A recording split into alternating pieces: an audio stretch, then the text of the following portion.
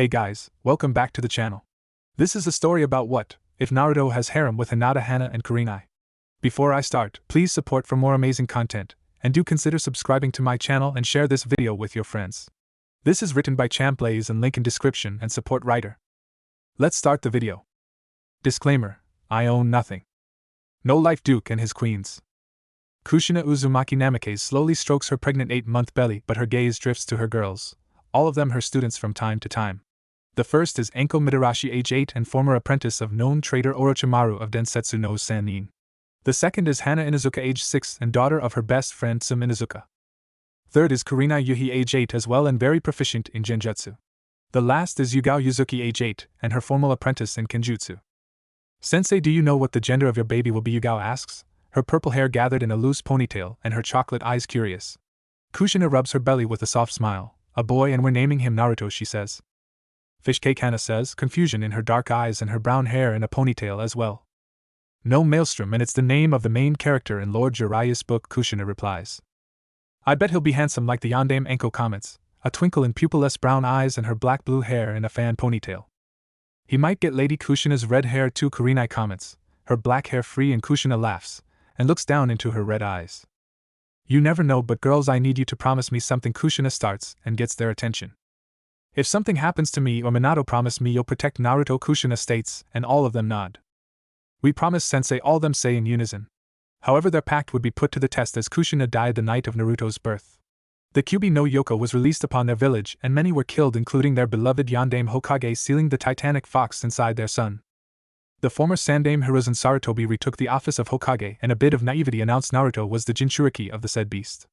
The news was met by rage and hatred for the newborn, forcing the Kage to create a law that no one could speak about the Kyuubi, but this would grossly fail. They did their best to keep Naruto safe, but 4 against an entire village? Each of them met Naruto at different stages of his life, with Hana being the first, as the 5-year-old blonde brought a small fox kit to her family's clinic. Hana tried to make friends with the cute little blonde and succeeded, but her younger brother ruined it. Next was Yugao, as she was his Anbu guard and protected him from various mobs. The 7-year-old often called her his big sister Nico, but all could she do was protect him from afar. Enko and Kurenai were the next to meet the now 10-year-old blonde, after his first day of the academy, but finding him after a group of former graduates, and Chunin had brutally assaulted him. The 4 of them stayed with the blonde until he woke up and begged the Hokage for one of them to take him in, but the older man refused. Over the next 3 years, the 4 Ice Queens, as they were now dubbed, did their best to protect Naruto, and putting themselves in positions to help. Yugao became an Anbu captain, while Hana went into the Hunter Corps. Enko became second in command to Ibiki Marino of the TNI department, with Kurenai becoming the Genjutsu mistress of Konoha. 13 years post-Kyuubi incident. Naruto Uzumaki clutches his head and looks around to find himself in what appeared to be a tomb, where what happened, he thought. The last thing he remembers were a bunch of civilians and shinobi chasing him for their annual fox hunt. That's right, someone used the Doton Jutsu, but where am I? Naruto says. You find yourself in the tomb of a creature of a bygone era, a voice says, but the tone was raspy. Naruto whips around in fear but see nothing around. Hello? He whispers. Forgive me, but I seem unable to move, so just follow my voice. Naruto Uzumaki, the voice says. Naruto looks around in fear, but bats suddenly swirl around him, and he runs towards his right. Good, a little closer, the voice says. Naruto continues to look around in fear. I wish my big sisters were here, he whispers, but falls on his butt as moonlight shines into the tomb. Then now you can see me, the voice says. Naruto's blue eyes were wide as opposite him was a severely emaciated man on a stone throne, wearing really old clothes he didn't recognize. Who are you? Naruto says, his tone frightened.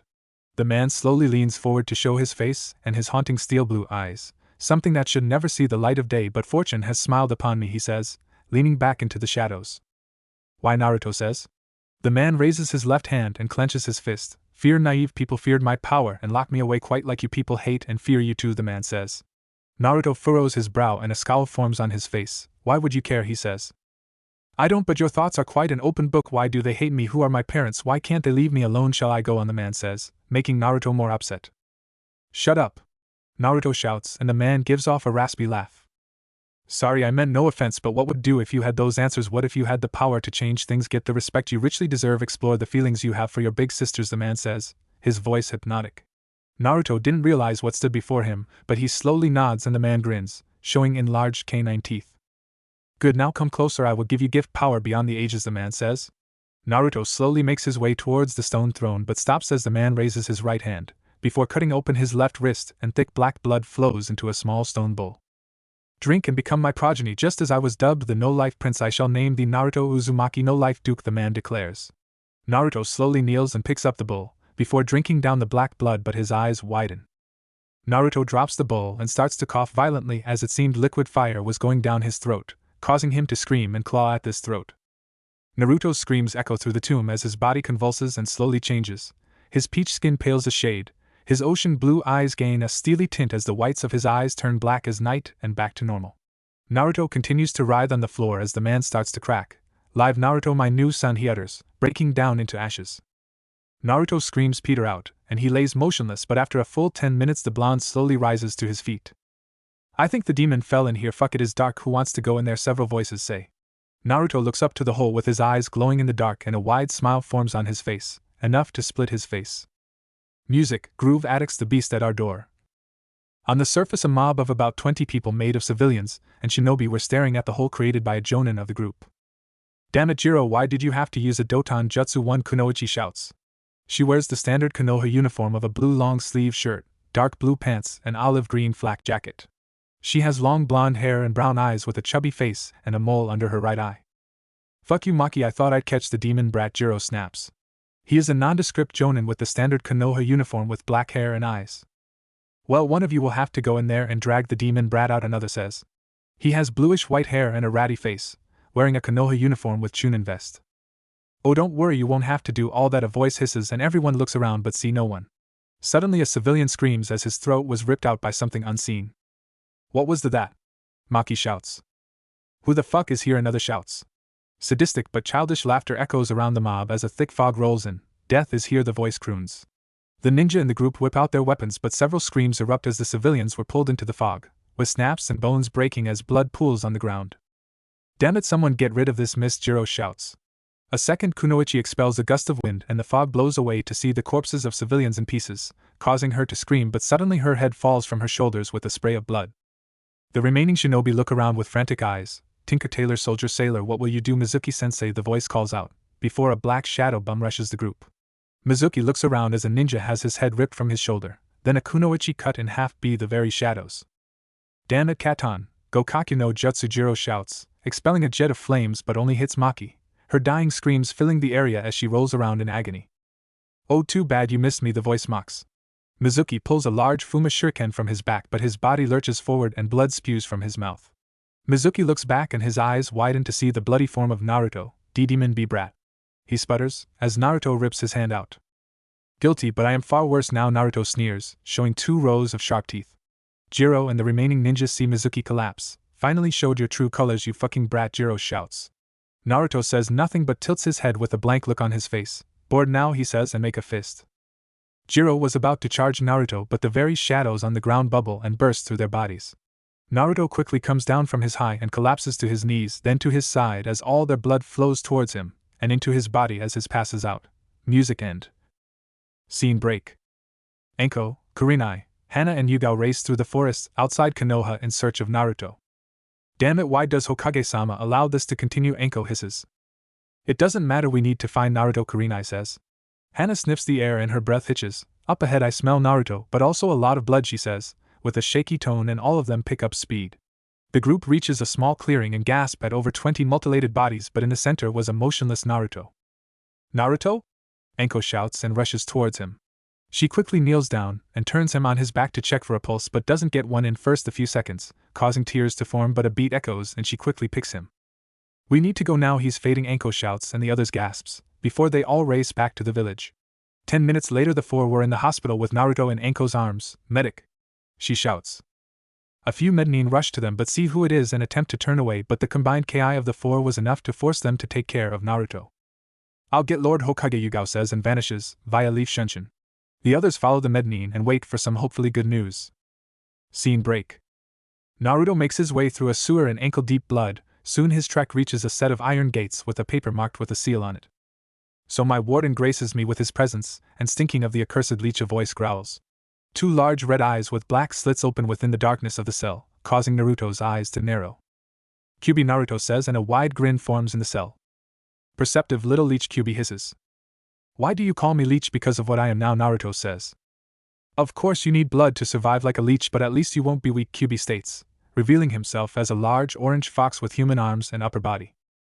Oh, I'm no longer weak thanks to those idiots. I now have the knowledge of several ninja and their skills. Seems a moment of weakness helped, Naruto says. Don't believe it will help you now, leave me, leech, QB says. In the waking world, the 4 ice queens and the Sandaime wait for Naruto to awaken, but the blonde slowly sits up. Naruto-kun, Hiruzen says. Naruto slowly opens his eyes and it gives the older man pause. Hey Gramps, big sisters, he says. Thank God you're alright, Hiruzen says. When were you gonna tell me I hold the QB, Naruto says, and Hiruzen freezes, causing the old man to look grim. I'm sorry, Naruto-kun, but I wanted to give you a normal childhood, but I failed, Hiruzen says, but Anko scoffs. Then why announce his status, Lord Third, Anko says. Too many people saw the QB, I needed to calm the people, Hiruzen explains. Naruto shifts to dangle his legs off the bed. A lot of good it did, and because of it I nearly died, he starts. However, thanks to it I was reborn, Naruto says, shocking them. Naruto begins to explain the night's events as Mizuki lured him to the mob, how they chased him into the forests outside the village, Jiro opening the tomb and him falling inside, to meeting the no-life prince and becoming the new no-life duke. At the end of the explanation the 5 were shocked by the amount of information, but the Sandaime looks even more grim. Naruto-kun, why would you take such a deal, Hiruzen says. Why not, Gramps? If I hadn't I would be dead now. I have power, and no one can hurt me anymore, Naruto replies. The blonde could feel the power coursing through his veins, his vision was sharper, his hearing able to hear the heartbeats of his big sisters and Gramps. Suddenly Anko pulls Naruto into her chest, and he feels her warmth and scent, which was making him hungry but ignored it.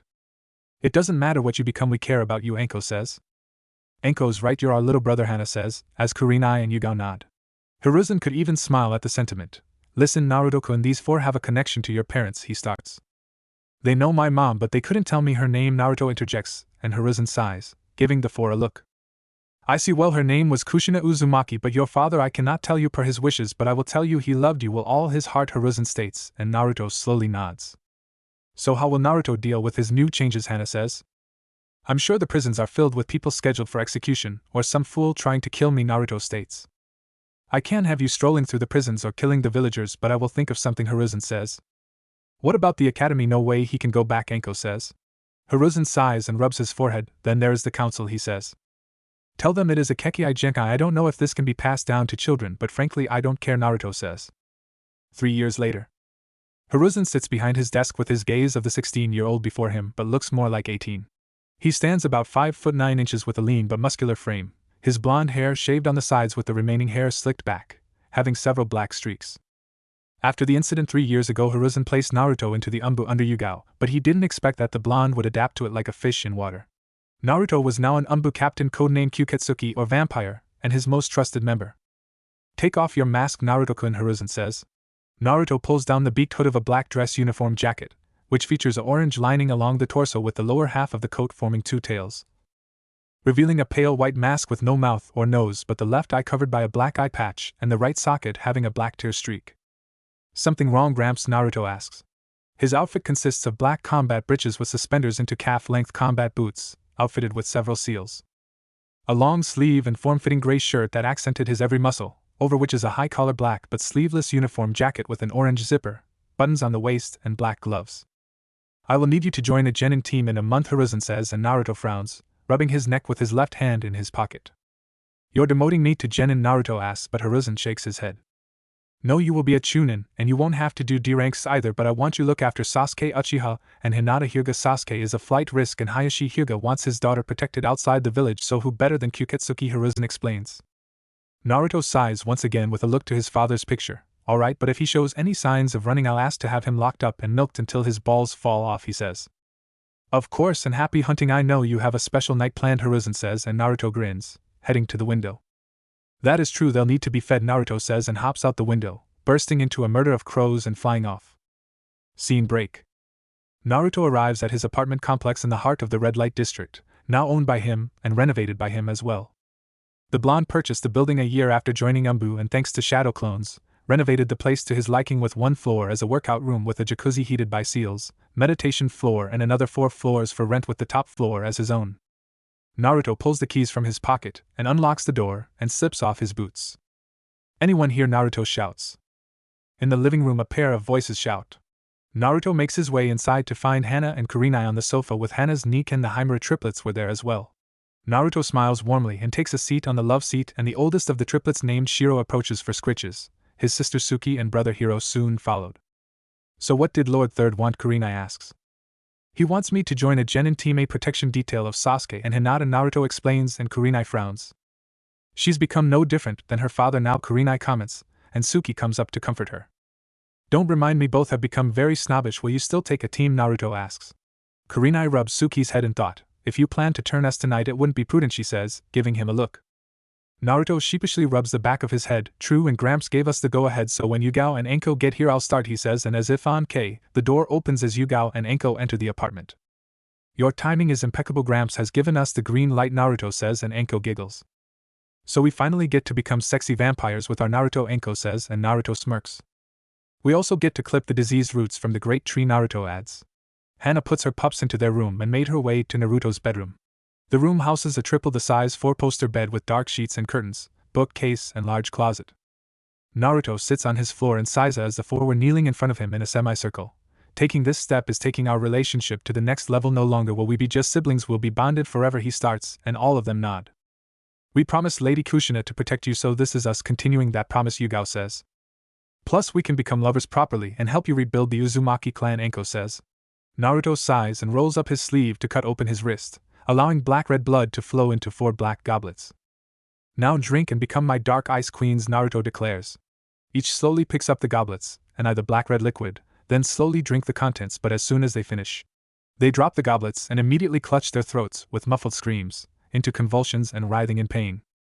Naruto watches with his gaze transfixed on their slowly changing forms, their skin paling a shade, and for Anko, her curse mark breaking down and vanishing. Kurenai's red eyes glow brightly and turn to glowing purple but return to normal as the white of her eyes turn black and back to normal as well. The same thing happens to Hana, Anko, and Yugao, with small hisses escaping their mouth to reveal their now long canines. The 4 soon stop moving as Naruto rises off the floor, but the 4 start to move, setting their gaze on Naruto with hisses of delight. Now then, shall we cull the roots? Naruto croons, and all 4 grin, with glowing purple eyes and gleaming teeth. Unknown location.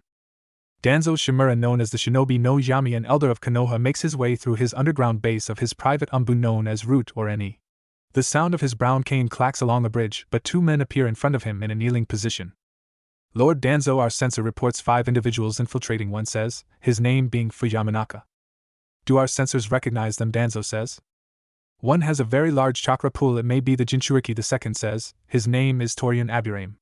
Danzo grips his cane with a narrowed eye. Has Hiruzen finally decided to make a move, he thought. Have our forces guide the Jinchuriki to me, secure the other 4, I will use Shursui's eye, Danzo orders, and both vanish. Danzo drops his cane and removes his supposed missing right arm from his robe, revealing 3 golden locks. Hiruzen, you made a critical error, Danzo thought, starting to remove the locks. Several minutes pass and each lock hits the bridge, but footsteps echo, causing Danzo's eye to narrow.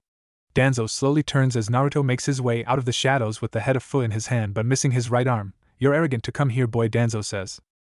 Perhaps interesting tools you have there. Timing was near impeccable. I even lost an arm in the process. Anko will put those nanoscopic insects to good use, Naruto says, dropping Fu's head, and Danzo's eye narrows.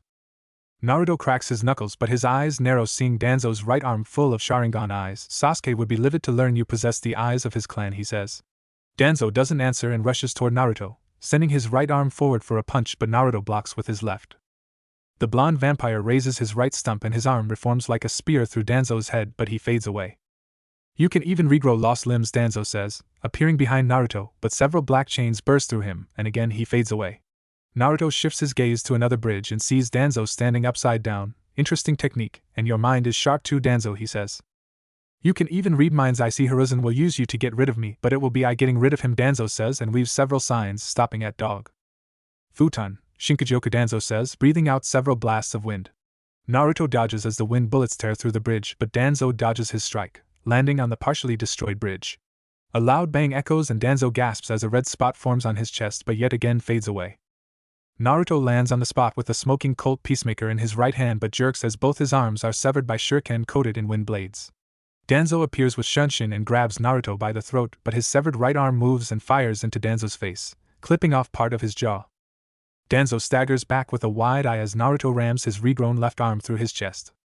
It is useless, boy, Danzo says, now behind Naruto but at a distance. Naruto, I may have figured out his technique, a voice says. Danzo jerks as he now finds himself bound by rose thorns that form a tree. I commend you for catching me in a genjutsu, but it is still a far cry from an Uchiha kurenai yuhi, he says, but his brow creases. This is not my normal genjutsu. I found Yakumo Kurama in your clutches, monster, kurenai says, emerging from the rose thorn tree. Why do you care? You abandoned the girl out fear of her power running rampant. Tools are meant to be used, not wasting away, Danzo says. Kurenai grits her teeth as her fangs lengthen past her blood-stained lips. You turned her in one of your mindless drones, she shouts. Kurenai, stop! Naruto shouts, but she slices off Danzo's head. Kurenai gasps as Danzo fades away. What? She says. Danzo has a jutsu that allows him overcome death, Naruto says. Futon, Shinku Renpa, Danzo shouts, cutting through both Kurenai and Naruto. Kurenai losing her right arm and deeply cutting into her chest, while Naruto's back is cut open, but he grabs Kurenai and vanishes to put her on another bridge. Futon, Shinkajin, Danzo says, and creates a scimitar of wind with his kunai. I cannot keep wasting his energy on him. I will need to use Shursui's, Danzo thought, seeing Naruto drop down in front of him. The blonde holds up his left arm and the hilt of a sword emerges from his arm, before slowly pulling out a guardless Chikuto from his arm. Prepare yourself, Danzo, Naruto says, and both charge one another. Danzo pulls the bandage from his right eye and aims his weapon with his left as both blades pierce their chests and out their backs. No boy, become my tool, Danzo shouts, as the eye shifts to 4-point pinwheel. Several seconds tick by as Danzo looks Naruto in the eye, but the blonde's face was shadowed, causing a slight smirk to form on his face, but it morphs to shock. Kanji started to scroll across Danzo's body, and he could feel his chakra being drained. What? Danzo shouts. Haha, your arrogance is your undoing, Danzo, Naruto says. Danzo spits up some blood with gritted teeth. Why didn't Koda Amatsukami work? He hisses. Naruto grins wide as his eyes bleed red with black slits. Oh, it came close, but Kyubi hates to be someone's pet, he sneers and opens his mouth wide. You tried to make me your dog, well, your dog food, Naruto says, and bites into Danzo's throat. The shadow of Konoha screams in pain as Naruto gorges on his lifeblood. And no, is this my end, beaten by a petulant child, he thought. Naruto's body gurgle and slowly pulls Danzo's body into his own. I'll have to ask Tenzo on how to use the Mokutan, he thought. Enko, Hana, Yugao and Kurenai leap down with the latter still healing from her injuries. Are you alright, Kurenai, Naruto asks. Yes, and I'm sorry for falling for Danzo's tactics, Kurenai says. Naruto waves his hand with a shake of his head. It's anything of note, he asks. Nope, we killed everyone here and any young children we got them out with clones, Hana says. Naruto creates a dozen clones, sweep Danzo's office and seal off the areas he orders, and all of them vanish. So a sex orgy now, Enko says, and Naruto sighs, shaking his head with a small laugh. Yo, we need to work of all this adrenaline, Naruto says, and all of them grin. Naruto makes his way through the village with blue-tinted sunglasses over his eyes. Some villagers still recognize him and shoot him dark looks. The blonde is wearing blue jeans and black harness boots, a white dress shirt, black suit vest, and a long coat with 3 tails.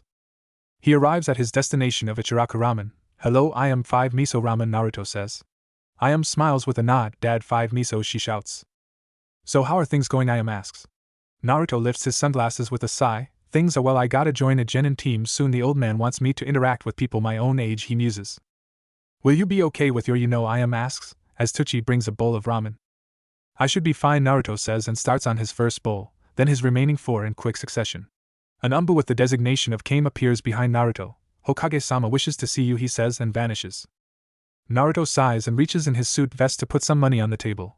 See, I am old man, he says, and slips his glasses back on, before vanishing with Shunshin. Naruto arrives at the Hokage tower and makes his way up to Hiruzen's office, finding the older man hard at work, or rather reading a certain orange book. You wanted to see me, Gramps, Naruto says.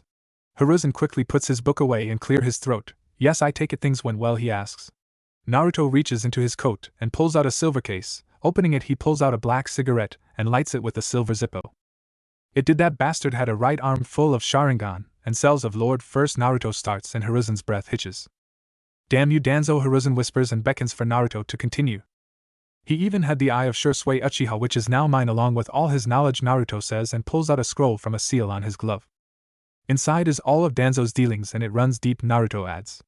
Hiruzen takes the scroll with a serious look. How long before they can return to active duty, he asks. About a month or 2. I'm keeping them confined to the apartment. I know this will interfere with Kurenai taking a genin team, Naruto says, but Hiruzen waves his hand. I planned for that eventuality. Ginma will take her place. As sensei of Team 8 for the time being, you'll be on the newest iteration of Team 7, Hiruzen explains. The door opens as the 2 remaining elders of Konoha, Hamura Mitokado and Koharu Udatane, enter with semi-serious looks on their face. Hiruzen, we need to speak with you, Kohara says, sending a look to Naruto. Naruto tips down his sunglasses into a bow. By your leave, Lord Third, he says, excusing himself. You give that boy too much freedom, Hamura says. Hiruzen leans back in his chair but grabs his pipe. In what regard he is a capable Umbu captain and near S-rank shinobi, he says.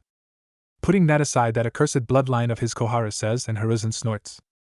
It is only accursed because he refuses to give it to those on the council that want it for themselves. You should know Naruto has turned Kurenai, Yuhi, Yugao, Yuzuki, Hana, Inuzuka, and Anko Midarashi. The four also agreed to be his wives once the council eventually calls for the CRA when I announce his full heritage, Hiruzen says. What? Kohara says. Whether you like it or not, Naruto is the son of Minato and Kushina. I caved to the pressure of the council, but no longer, Hiruzen says, and both elders say nothing as they head to the door. You should be the first to know, but Danzo is dead, Hiruzen adds, but both say nothing, their eyes widening in shock. Scene break. Naruto lands with a kick up of dust and his hands pocketed. Why do you keep coming here, Kyubi says. Naruto makes his way towards a familiar stone throne. I was reborn here, he gave me the power to change and become powerful, he muses, blowing a stream of smoke. You picked up some of his nasty habits, Kyubi says, and Naruto chuckles. Not like it will kill me, Naruto says, tapping some ashes. Why did you keep information from the old man, Kyubi says? Naruto looks up at the hole from 6 years ago. I may be loyal to him, but I am not completely beholden to him. If he dies in Orochimaru's ill-conceived invasion, then I'll leave and take my queens with me, he says. Konoha would not let you leave. You're the son of their beloved fourth Hokage, and my jailer. They would hunt you to the ends of the earth, Kyubi says. Perhaps, but I am stronger than them. I can use the 8 gates without dying. I have all of Danzo's knowledge and Konoha's dark dealings. I even have Koda Amatsukami, Naruto says, and Kyubi chuckles darkly. It's a shame I can't be freed. I would enjoy watching as this village get their comeuppance, Kyubi says. There is a way for that to happen, Naruto says, and Kyubi roars. I refuse to become a part of you, leech. No more than I am, Kyubi roars. Naruto rubs his right ear with a smirk. Right, he says. Flashback 2 years ago. Naruto stands before the gate of the Kyubi and the Titanic fox glares. You intend to set me free, Kyubi says. Naruto rolls his neck several times. Yes, I have no need for you, he says. The blood rises under Naruto and lifts him towards the seal, allowing him to start to pull it down, but a hand grabs his own.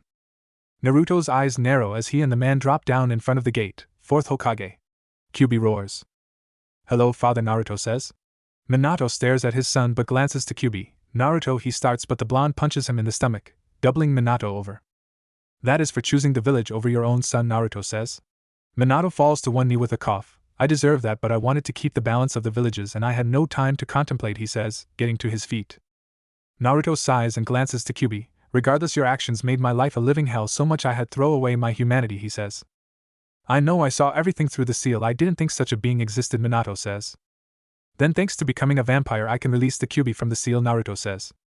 That may be true, but the Death Reaper seal links your souls. The Kyubi would have been free the moment your heart stopped. He should have been set free but wasn't, Minato explains. Kyubi roars in a rage with a look to Naruto. Then I am forever linked to this leech. He roars. Schrodinger's cat, Naruto says, confusing both Minato and Kyubi. It's something I learned from becoming a vampire. It's basically saying Kyubi is technically both dead and alive thanks to you splitting him in half, Naruto says. Minato frowns with a look to his son. Naruto, I can't stop you from tearing off the seal, but I urge you to not to because you will need his power, he says, and Naruto furrows his brow. Minato reaches out and touches Naruto's head, causing a rush of memories to flow into Naruto's head. I believe this man will return and you need all the power to stop him, Minato says. Naruto clenches his left fist, but someone hugs him from behind and his breath hitches, causing him to look back. Kushina? Minato says, but sees the seal partially ripped. Naruto stays stock still as Kushina hugs him. When he partially broke the seal, my chakra manifested, she whispers. Naruto touches his mother's arm with a look to his father. My life hasn't been the best. I've suffered for years, but despite all that I have people who care about me. I also know my parents loved and died to protect me, he whispers. Kushina sniffles softly and pulls away from Naruto with a look to Minato. Our love reached him, she whispers. It did, Naruto. Our time is at end, but know we love you and are proud of you no matter what you choose to do, Minato says and hugs Naruto. I'll make you proud, Naruto says, as Minato fades away. Naruto, I will give you something, Kushina says and touches Naruto's cheek, causing her to glow, and Naruto gasps. Goodbye, my dear child, live well, Kushina says, and she fades away as well. End flashback. Naruto covers his eyes as red tears run down his cheeks and sniffles with a sigh and leaps out of the tomb. Naruto weaves several signs and closes the tomb, but his eyes narrow, glancing back to a kneeling Na operative. She has short, straight black hair and dark eyes with translucent-looking pale skin. Have you assembled all the other operatives, Sai? Naruto says. Yes, Lord Naruto, but will Hokage-sama accept your choices, Sai says. She wears a short black and gray jacket with red straps, a high-collar midriff shirt, black pants, shinobi sandals, and gloves with her index and thumb fingers exposed. I am loyal to him, and will be loyal to me. Gramps still needs a force like for now, however if he doesn't accept it I will take your souls as my own, Naruto says, and a clone pops to life next to him. Take this clone and indoctrinate the members, Naruto orders, and Sai nods, with both vanishing. Hey, you're quite dark, little HQB says. Naruto looks at the sky with a sigh. Maybe, but both light and dark is needed to survive in this world. I should head back, he says, and vanishes with a slight flash. Scene break. Enko stretches like a cat on a sofa, wearing on a pair of booty shorts and a white sports bra. She makes a fist and her right arm turns completely purple. Man, this will take some getting used to, Enko muses. I agree, I can create genjutsu so real I can trick someone into death, Kurenai says, sitting on a lush seat with a ruefully expression on her face. She wears a pair of tights and a thin sweater. Naruto did say we would gain the abilities of those we devour, Hana comments, wearing shorts and a bra. I gained several new kenjutsu styles, Yugao says, wearing a similar outfit to Enko and cleaning her sword. Well, the only good thing that's come out of this is I don't have that bastard's mark anymore, Enko says but smirks. Well, another good thing, Enko adds, and all of them giggle. But it sucks, we'll need stay here for a while, I can't even keep the triplets around me or see my mom, Hana comments. Your bloodlust is still too strong, I don't want you accidentally killing someone, Naruto says, appearing from the floor and slips off his coat. The blonde slips off his boots and take a seat in a recliner. My clone should be finished with the remains of Naruto says. Have you told the Hokage, Kurenai asks, but Naruto shakes his head. Not yet, but I will tell him later, Naruto says. So what will need to learn, Enko asks. Naruto cups his chin in thought. Not much, transforming, telepathy, shape-shifting and the like. We got a month or so to do it, he says, and all four of them nod. 1 month later, Konoha Academy. Iruka Yumino, head instructor of the academy, looks over his notes, but shifts his gaze to the current graduating class made up in part of children from great clans of Konoha. The Aburame, Akimichi, Hyuga, Inuzuka, Nara, Uchiha and Yamanaka. Alright everyone, calm down, Iruka starts. He has brown hair and a ponytail with a scar across the bridge of his nose, wearing the standard Konoha uniform but with a chunin flak vest. Today you become proud genin of Konoha. I have enjoyed being your teacher, but the time has come for us to part now. I will announce your respective genin cells, which is as follows. Iruka starts, and goes over the first 6 teams. Team 7 comprised of Rookie of the Year and Kunoichi of the Year Sasuke Uchiha, and Hinata. Hyuga, your sensei is Kakashi Hatake, and Iruka says, but his breath hitches. Who Iruka sensei? Hinata asks. She has long dark blue hair and a Heim cut, and a fair complexion with her clan's signature featureless white eyes but with a lavender tint.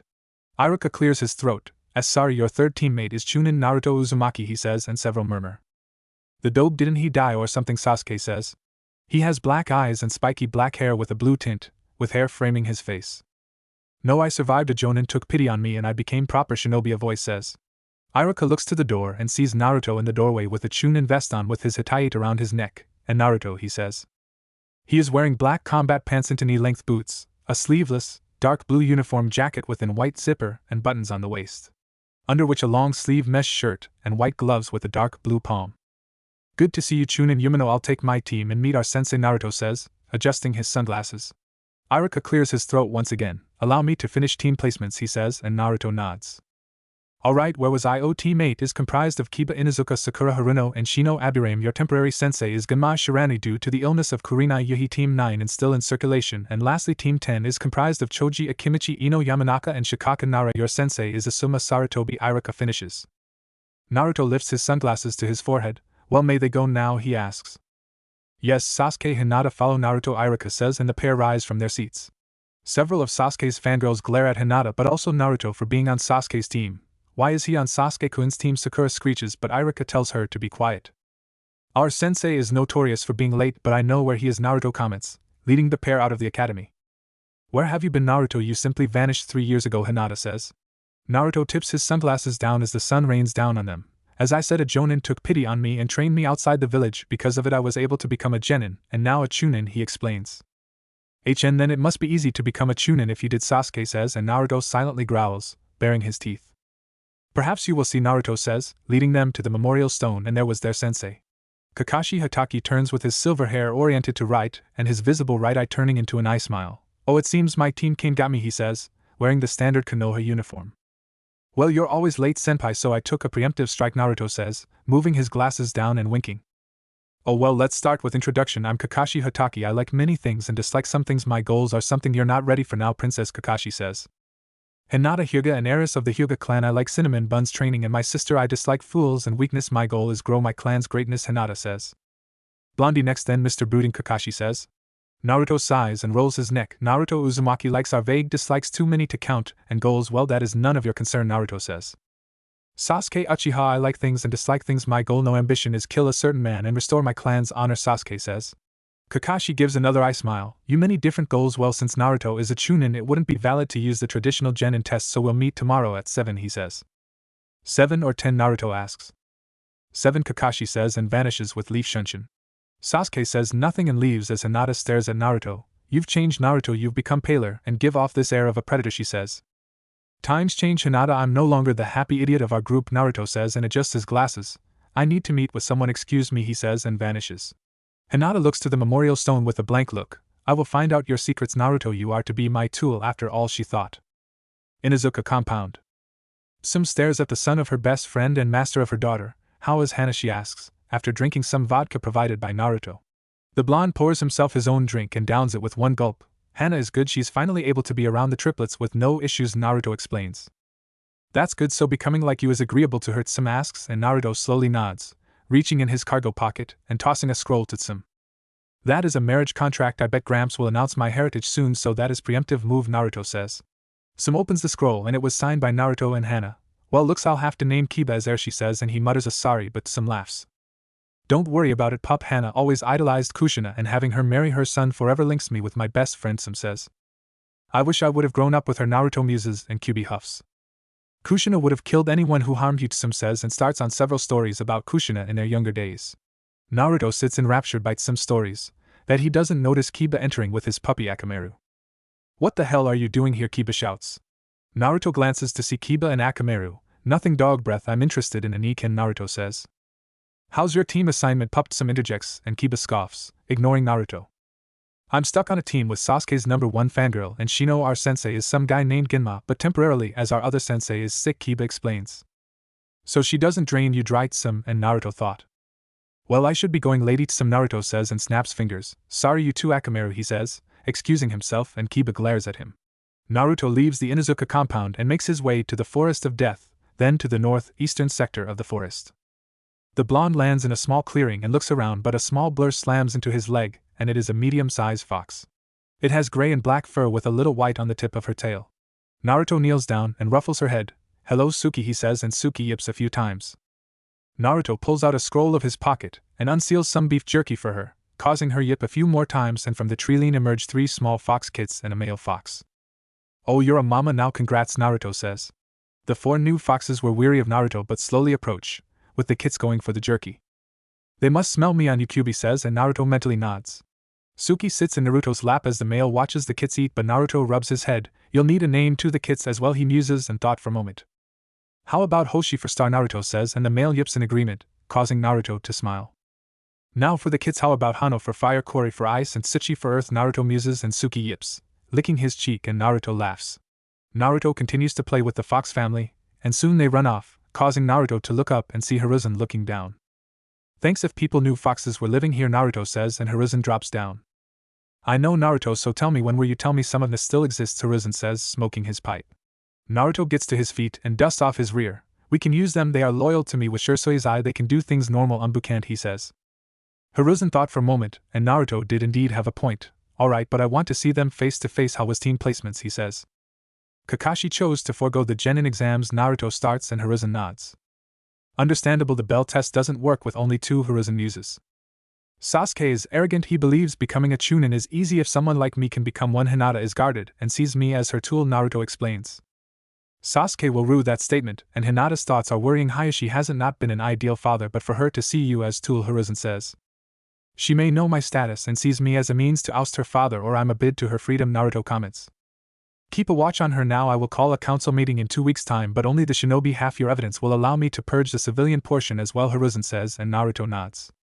I will have my queens ready. Will you announce things to the village, Naruto says. I will do it for the chunin exams. Also Jiraiya will be coming as well, Hiruzen says, and Naruto frowns. He's in for a rude awakening regardless. What will you have me do? I can't very well participate, Naruto says. Hiruzen relights his pipe with a look to the sky.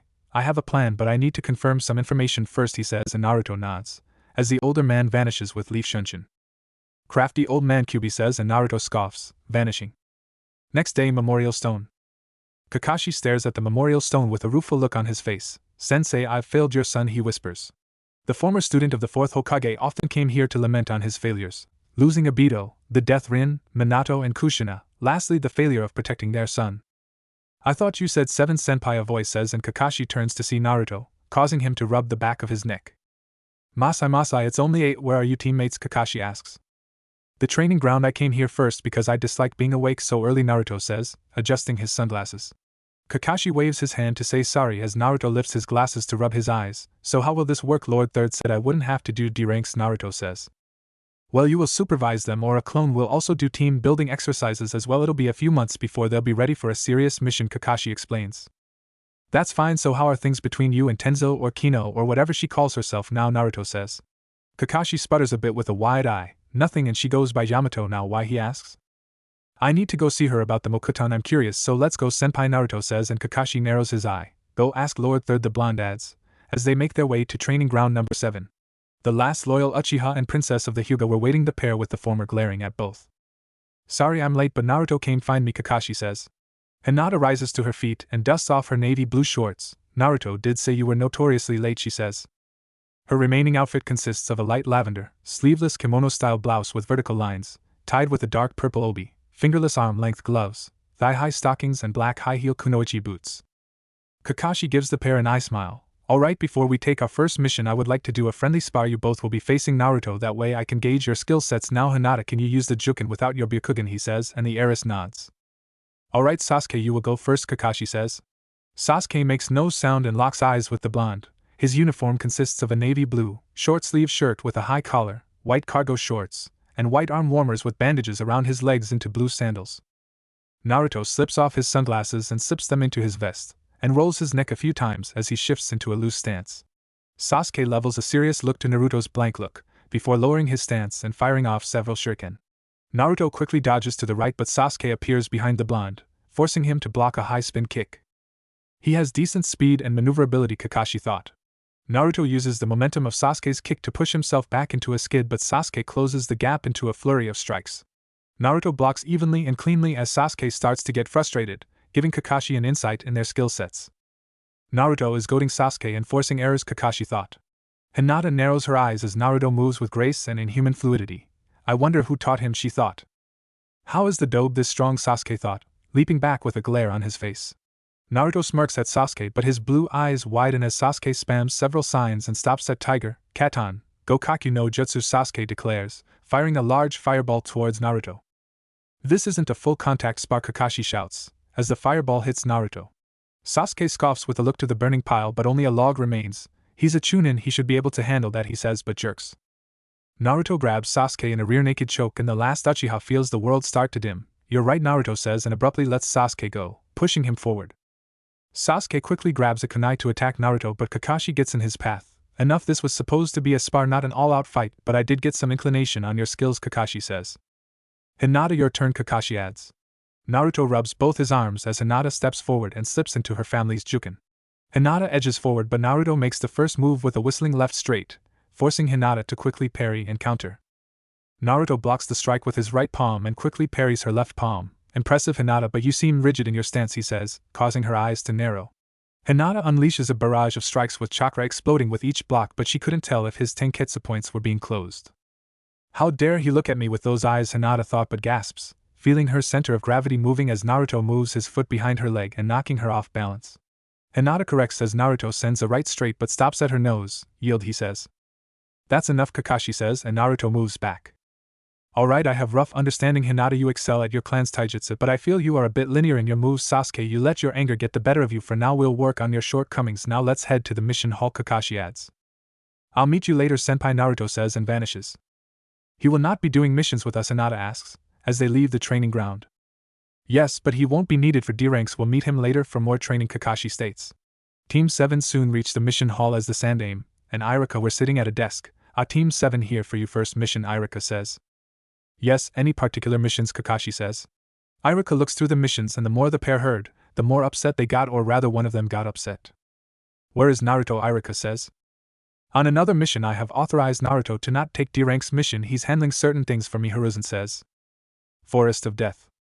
Naruto lands in a clearing as a female Umbu with the designation of Tiger lands behind him. Thank you for meeting with me, Tenzo Kino, he says. Tiger removes her mask to reveal a roundish face with long brown hair and black, almond-shaped eyes. I go by Yamato now, Tiger says, with a look on her face, and Naruto looks away. Right, Yamato did. Lord Third explain things, Naruto says. He did. Thanks to your bloodline you acquired the Mokuton from Danzo and the Sharingan, Yamato explains, and Naruto nods. The blonde closes his right eye and opens it to reveal a blue Sharingan, causing Yamato's eyes to narrow. Why is it blue, Yamato asks. My bloodline assimilated it to my body, Naruto explains, and Yamato cups her chin in thought. Well, alright, I can use the jutsu, and your Sharingan should be able to copy it, Yamato explains, and Naruto slowly nods. Yamato starts with several signs and stops on snake, Mokuton, Deijirin no Jutsu, she says, creating several wooden stakes from her arm. Naruto performs the signs and recreates the same jutsu, but his tree bark were black. Interesting, Naruto comments.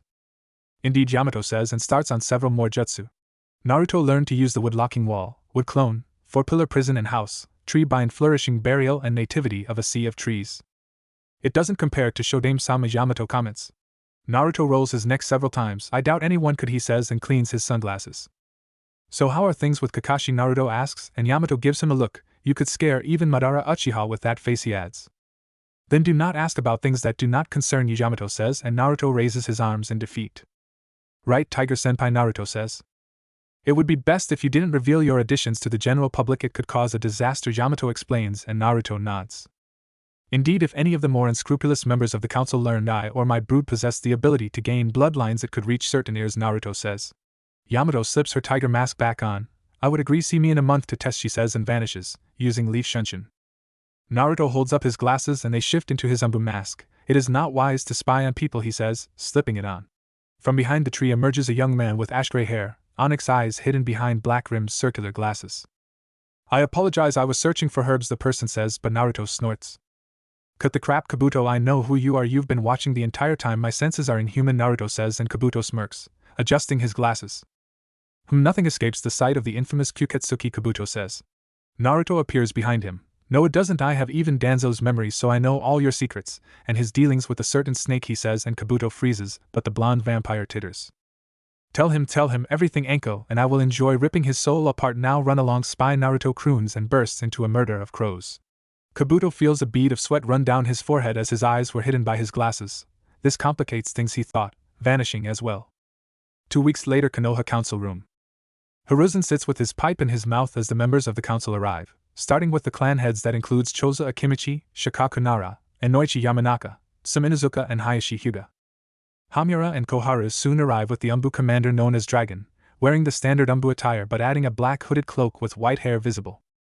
I call this council meeting to order to discuss certain matters, Hiruzen starts.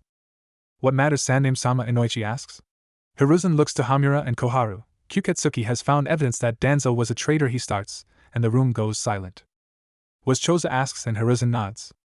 Kyuketsuki executed him, and nearly all of his supposedly defunct what members remain have sworn allegiance to him, and myself, Hiruzen adds. This is disconcerting. Danzo has always been a hardliner, but to betray the village he loved, Shikaku says. True, but Danzo chose to betray Konoha in a misguided bid to attain the Hokage seat, and for it he paid with his life, so will his co-conspirators once they are rooted out, Hiruzen says, and clears his throat.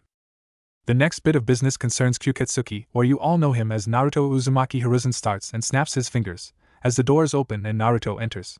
The blonde vampire wears a pair of black trousers with 3 buttons securing some material around the knees, along with knee-length boots having a small heel. A blood-red dress shirt with a black suit vest, having a chain pocket watch accessory, and completing the outfit with a black tie and white gloves. Shit, if Hana didn't mark him as her alpha, hell I would, some thought, and Naruto smiles, winking slightly, and the older woman smirks. Once the Chunin exam finals begin, I will reveal Naruto-kun's true heritage. Too long has this village dishonored his parents' sacrifice. I caved to pressure years ago, but no longer, Hiruzen says. Revealing his heritage could cause civil unrest, perhaps easing out this information our enemies could use this paint Konoha in a bad light, Koharu says. Then let them. Konoha is not the same place my parents died for the people, and ninja have grown lazy and need a wake-up call, Naruto says, and Hamura shoots him a look. I hate to say it, but I agree with Naruto. Minato wanted his son to be seen as a hero, and we all cowed to fear, lying to ourselves and allowing the son of our yandere to be treated as something not human. Inoichi says. Both Hamura and Koharu wanted to rebuke those words, but without Danzo to back them, they couldn't. Will the CRA be used on him? Hayashi comments. Naruto looks to the Hyuga patriarch and snaps his fingers, as the doors open once again. Enko, kurenai, Hana and Yugao enter, with all of them dressed in fitted dark blue jeans that accent their legs, thighs, ass and boots with a heel. White dress shirts with black buttons and black ties of various lengths, completing the outfit with black high-collar coats akin to capes with red inner linings. Shikamaru was the first to notice that all of them were deathly pale and the glint in their eyes. You passed your bloodline to them, he says. Indeed I did. These four made a promise to my mother and agreed to become my mates and wives. That counts as 4 of 6, Naruto explains. That's right, Lady Kushina asked us to protect her son, so we did as best we could, and now we're his wives. Mind Enko starts, her eyes turning a glowing purple. Body Hana continues, her eyes glowing as well. And so kurenai and Yugao finish, with glowing eyes. It seems they answered your question, Hayashi-sama. Dragon comments, their voice male and female. Hiruzen coughs to steer their attention back to him. Yes, Naruto-kun is betrothed to the 4 of them, and will take his position as member of the Shinobi Council, he says. We can't agree to that. He doesn't deserve to be on the council. If you allow him, then Sasuke-sama should be on the council as well, Koharu says. Who is a wet behind the ears genin, while I am an umbu captain and have 4 wives, Naruto comments. One of my best, Dragon adds. Regardless of your feelings on the matter, Naruto-kun is now member of the council. Now what is spoken in this room is to stay in this room. If this leaks, I will send Naruto and his ice queens after you, Hiruzen states, causing the 5 vampires to grin to get the point across.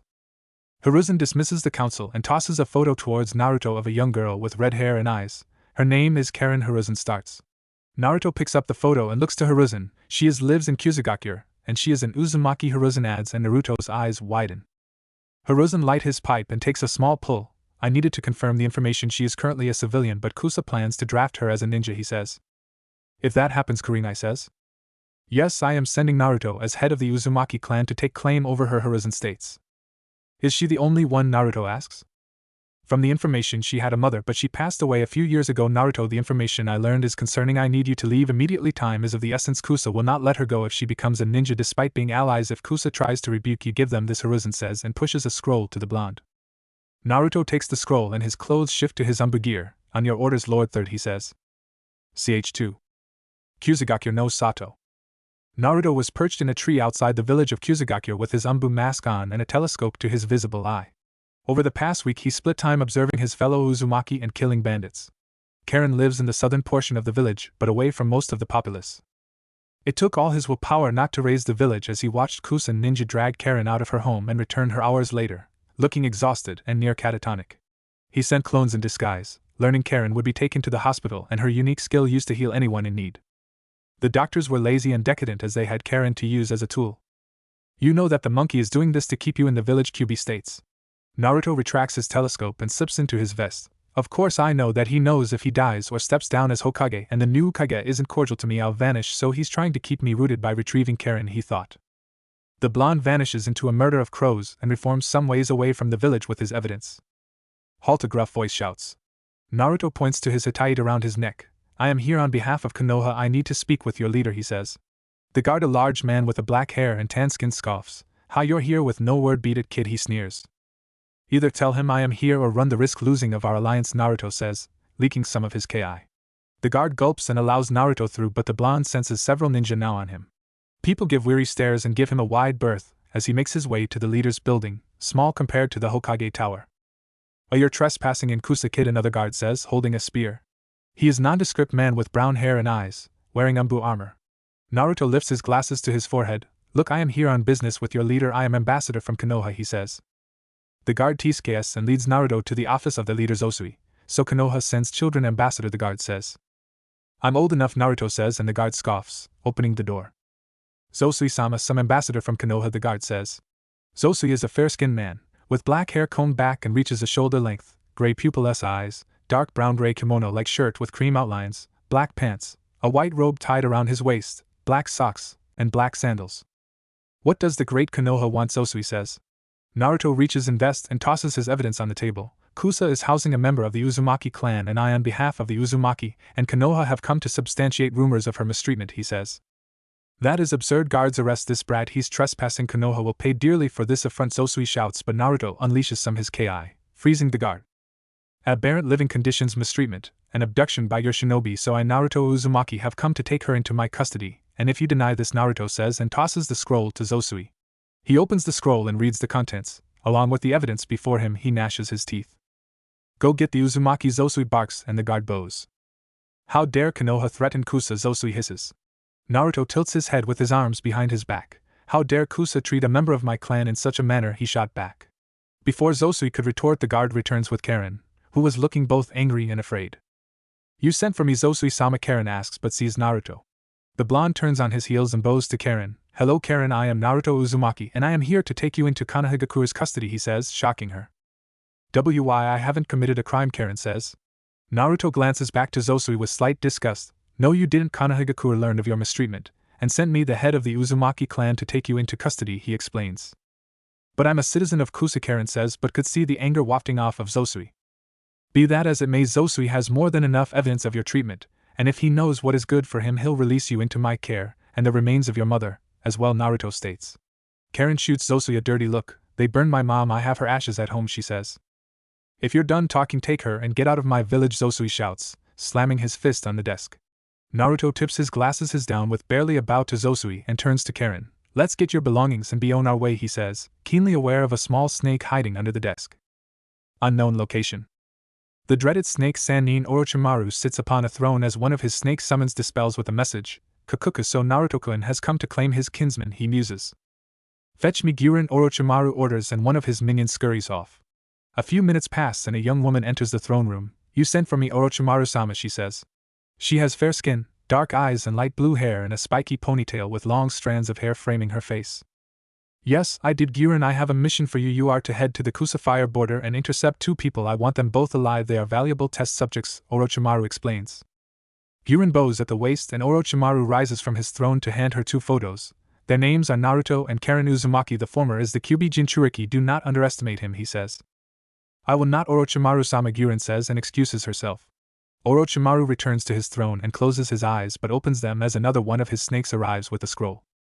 The Sannin takes the scroll to read Kabuto's report, and by the end of it he could only cackle in anger and gleefulness. Naruto-kun, you have so many secrets, it seems I sent poor Guren to her death, Orochimaru says, to no one. Orochimaru leaves his throne room towards one of his projects, seeing his vaunted sound for training prisoners or troops for the coming invasion. Kidamaru, Orochimaru thought. He has dark skin with black, shaggy hair tied into a ponytail, and black eyes along with 6 arms. Sakan, Orochimaru continues. He has fair skin and straight, dark blue hair with what appears to be a second head on his right shoulder. Jirobo, Orochimaru adds. He is the largest of the 4 with fair skin and narrowed, slanted orange eyes and 3 tufts of orange hair on his head. And lastly, Tayuya, Orochimaru finishes. She is the lone female of the 4 with fair skin with brown eyes and long, untamed, dark pink hair. The Sannin continues towards to one of his labs, and on one of the slabs is a young man hooked to several devices. Kimimaro, I will soon have need of you, Orochimaru thought. Kimimaro has pale skin, vivid green eyes, angular facial features, 2 scarlet dots on his forehead, and shoulder-length white hair. Indeed I will if Kabuto's report is true, Orochimaru thought. Scene break. In Kusa, Naruto and Karen make their way towards the Fire Country border, and the trip was made up of small talk between the pair. Will the Hokage want me to be a kunoichi, Karen asks. If that is your choice, do you want to become a ninja, Naruto replies. Karen adjusts her glasses and thought. I don't know, but I want to be able to defend myself, she says. You can become a medical ninja, Naruto states, and Karen slowly nods.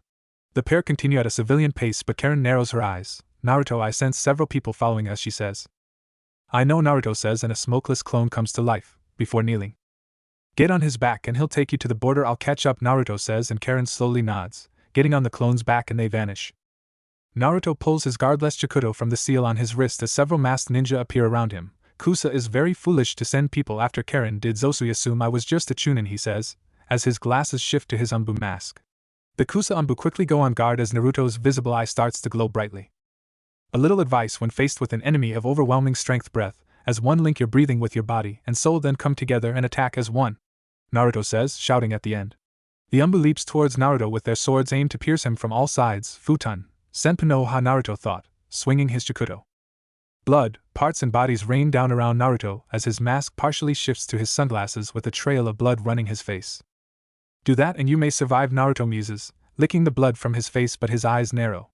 Naruto vanishes as sharp blue crystals erupt from the ground in a long path, but at the beginning of the path with her hand on the ground was Guren. Are you from Kusa? Naruto says, seemingly everywhere. Guren rises to her full height with a look around. Where is the girl? She says.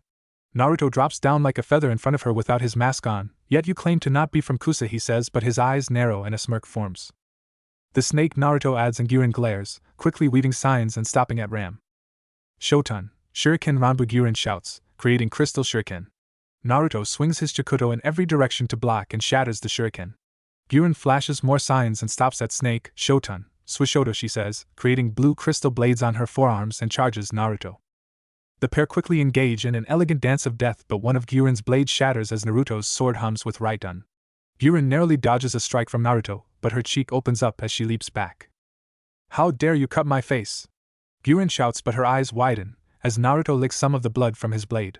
Guren quickly flashes several more signs and stops at Ram, Shoten, Hasho Kori, she shouts, creating a crystal Chinese dragon. Naruto smirks and shoots forward as the dragon does the same, Futon, Kazakiri, he shouts, shattering the dragon, but wasn't done as several cuts erupt on Guren's body. She staggers back with wide eyes and locks eyes with Naruto's blue Sharingan, and only darkness meets her. Naruto sheathes his sword and approaches the unconscious Guren. A rare bloodline, I think I'll keep her a secret for now, he says, and pulls a scroll from his cargo pocket. Naruto proceeds to seal Guren into a stasis prisoner scroll, then vanishes with a flash to catch up with his clone and Karen. Konoha 2 days later. Karen stands next to Naruto as the blonde explains things to the Sandame. Kusa will more than likely put me in their bingo book, Naruto says. Hiruzen leans back in his chair with his pipe in his mouth. It was bound to happen unofficially. Kyuketsuki is in there, but now you would be officially regardless your mission was successful, he says, and shifts his gaze Karen. Now Karen-chan, do you wish to become a shinobi of Konoha or remain a civilian? Hiruzen asks. Karen shifts her weight between her feet in thought. Can I think about it, Hokage-sama, she says. Hiruzen gives a grandfatherly smile to Karen with a nod. For now you will be living with Naruto-kun unless you wish a place of your own, he says. She can have one of my apartments, they're pretty big and have all the amenities, Naruto comments. You own your own apartment, Karen asks, and Hiruzen chuckles. He owns the whole complex. Up until 3 years ago Naruto-kun has not had the best life, Hiruzen states, with a lamenting tone. Naruto told me about things, Karen says, and Hiruzen shoots the blonde a look. Alright, you two are excused, Hiruzen says, and both nod, bowing at the waist. Karen and Naruto make their way out of the tower and through the village. So the sun really isn't a problem for you, Karen asks. Naruto adjusts his sunglasses with a raise of his hand and moves it SOSO motion. I can take it, but it's annoying it I didn't have to babysit my team, I would sleep to the afternoon, he muses. The pair soon reach Naruto's complex in the red light district and make their way to the top floor. Looks like no one is up, Naruto says, taking off his boots. Karen takes off her sandals and follows Naruto to the living room, taking a seat on the recliner. The apartments below have the same setup with 2 bedrooms, full kitchen and bathroom. They are below the dojo and pool floors. Both floors are soundproof with seals as well, Naruto explains, sitting on the sofa. The pair continue to make small talk as Naruto recounts his younger days and Karen does the same. When did you get back, Naruto? Kurenai says, with a small yawn and wearing a large t-shirt. Karen gawks at Kurenai's ethereal beauty and looks to Naruto. Not long ago, and this is Karen, he says. Sorry about the clothes, Karen, I am Kurenai Yuhi, Kurenai says. Karen adjusts her glasses and shakes Kurenai's hand. Nice to meet you, we didn't wake you guys up, she says, but Kurenai waves her hand. Not at all, our rooms are sound and sunproof, so you know what we are, Kurenai says, looking to her blonde. Naruto told me some things he wanted me prepared, Karen replies, and Kurenai slowly nods, but the redhead blushes. You're not naked underneath that, Karen asks, and Kurenai giggles, lifting the shirt to show a pair of jean shorts and a red bra. I'm not that immodest now, Anko or Hana on the other hand, Kurenai says, and Naruto snorts, getting to his feet. Can you show Karen to one of the lower apartments? I need to take care of something. Oh, we're having dinner at 6 too. You can meet the others, Naruto says and vanishes, with a seamless shunshin. Scene break. Guren awakes with a start, and finds herself in a cell. Where am I, she thought, but sees the bandages on her body. Finally awake, Guren hears and she sees Naruto standing with his arms folded. The left hand of Orochimaru gnashes her teeth and calls on her chakra but finds she can't use any. Don't bother, I sealed your chakra, Naruto says, slipping a lollipop into his mouth. Let me out, you bastard, do you know who I am? Guren shouts. One of Orochimaru's pets, you should be grateful I kept you alive, I could have drained you dry and enslaved your soul as one of my familiars, Naruto says, and Guren's breath hitches. Ho, you were sent in blind, meaning Kabuto didn't get to tell Orochimaru everything about me, Naruto says and grabs the side of his lips, pulling wide. Guren's eyes slowly widen at the 2 rows of razor-sharp teeth. What stands before you is Naruto Uzumaki, also known as Kyuketsuki, but more importantly No Life Duke, Naruto states, after letting go of the sides of his mouth. Orochimaru-sama will come for me and dissect you, monster, Guren shouts. Shadows cover Naruto's face to leave only a wide smile and his glowing blue eyes. Oh, keep telling yourself that, for now you'll be fed and cleaned, you have enough chakra to function, he says, and turns to leave but stops. Oh, try to escape and your heart will explode and I'll just eat your corpse, Naruto says, walking off and laughing. Naruto walks through the remains of the HQ but stops as Sai appears before him. Make sure she stays alive, I would hate to lose her, he says. Yes, Naruto-sama, Sai states. Anything of note, Naruto asks, and Sai nods her head. Yes, Hanzo the salamander no longer rules Amigakure, Sai starts, and Naruto narrows his eyes, urging her to continue. We would have sent operatives, but the village's rain is laden with chakra, we would have been discovered, Sai finishes but gasps as Naruto lifts her chin to look him in the eye. Good work, keep doing such a good job, and I will let one my queens reward you. I also need a detail on Hamura and Koharu, sooner or later they'll dare, Naruto says, and Sai nods, before the blonde breaks down into a murder of crows. Naruto appears on top his father's stone head with his upper body hidden in darkness, as several crows fly away. Why didn't you kill that woman, Kyubi asks. Why indeed, for fun, the sport of fighting her again, perhaps adding her to my menagerie, but that doesn't feel right, unlike my queens she has no connection to me, hell it might have been just a whim, Naruto muses, leaping from the stone head. Naruto reappear in the village for a casual walk until dinner. Where have you been, Narubaka? A voice screeches. Naruto rubs his ears and turns to see Sakura with Ino. Why, he says, blankly. Because you're on Sasuke-kun's team, Sakura says. Don't you two hate each other, Naruto says, pointing between them. Don't change the subject, Sasuke-kun can't take higher missions without his full team, Ino says. He won't until Senpai feels he's ready, he's only been a genin for a short time, at most a few months before anything high rank, Naruto says. But Sasuke-kun needs to avenge his clan, Sakura shouts, and Naruto waves his hand. Itachi murdered his clan when he was younger than Sasuke is now, you think he can win against that without his precious Sharingan, Naruto shot, making Sakura and Ino angry. What do you know, you're a clanless orphan, Ino shot, but Naruto snorts, with a small laugh. Actually I'm not, I'm from the Uzumaki clan. You ever notice the red spiral on the backs of Chunin and Jonin vests? They wear that in honor of my deceased clan, Naruto explains and smirks. So I'm not so different from Sasuke, he adds. Then why did no one know, Ino counters. My parents were famous ninja, Gramps thought I couldn't handle the news and up until 3 years ago I would agree with him, Naruto replies. That still doesn't change the fact that you're weaker than Sasuke-kun, Sakura snaps. Naruto sighs and rubs his forehead with a small groan. For someone so smart, you are stupid. I am a Chunin. I busted my ass for 3 years to get this far. I'm sure your sensei can tell you how hard the Chunin exams are, he states and turns on his heels. I'm done talking, however I will give a word of advice. Sasuke doesn't want weak women, so you would do well to get stronger, Naruto adds and vanishes. Naruto appears back at his apartment complex. Well, that ruined my walk, he thought, reaching his apartment, and could hear voices. Naruto finds Karen talking to his queens, as luckily Anko and Hana were presentable. So what does everyone want for dinner? No dango, he says, before Anko could say anything. Whatever you think is quick, Kurenai says, and Naruto nods. So did you find the apartment to your liking? Naruto asks. Karen slowly nods as the blonde creates a clone to start on some chicken and noodles. Yeah, and thank Kami they are furnished, but I'll need to go shopping, she says. I can take you, Kurenai says, and Karen nods. Karen told us Kusa sent people after you, Yugao asks, and Naruto nods. Several umbu, but they failed. Kusa will probably put me in the bingo books, meaning other nations will take notice, Naruto replies. Sucks you won't be in the Chunin exams, Anko states, and Naruto shrugs. Oh well, I'm sure Gramps will find me something to do, Naruto muses, and all of them nod, eventually going to eat dinner with stories. 2 weeks later. Well, my kawaii genin and Chunin, since Sasuke and Hinata have done well with their tree walking, we'll take a simple C-rank mission, Kakashi says. Are you sure that is wise, senpai? They've been genin for only a month or so, Naruto comments. He's now wearing a black umbu cargo pants, combat boots, a form-fitting black shirt with silver sleeves and suspenders, a high-collar white jacket that buttons near the right shoulder, having black trim with 2 tails and a red scarf around his neck. I think they are. Besides, they have both of us, Kakashi says, as they make their way to the mission hall. Team 7, another D-rank mission, Hiruzen states, but Kakashi shakes his head.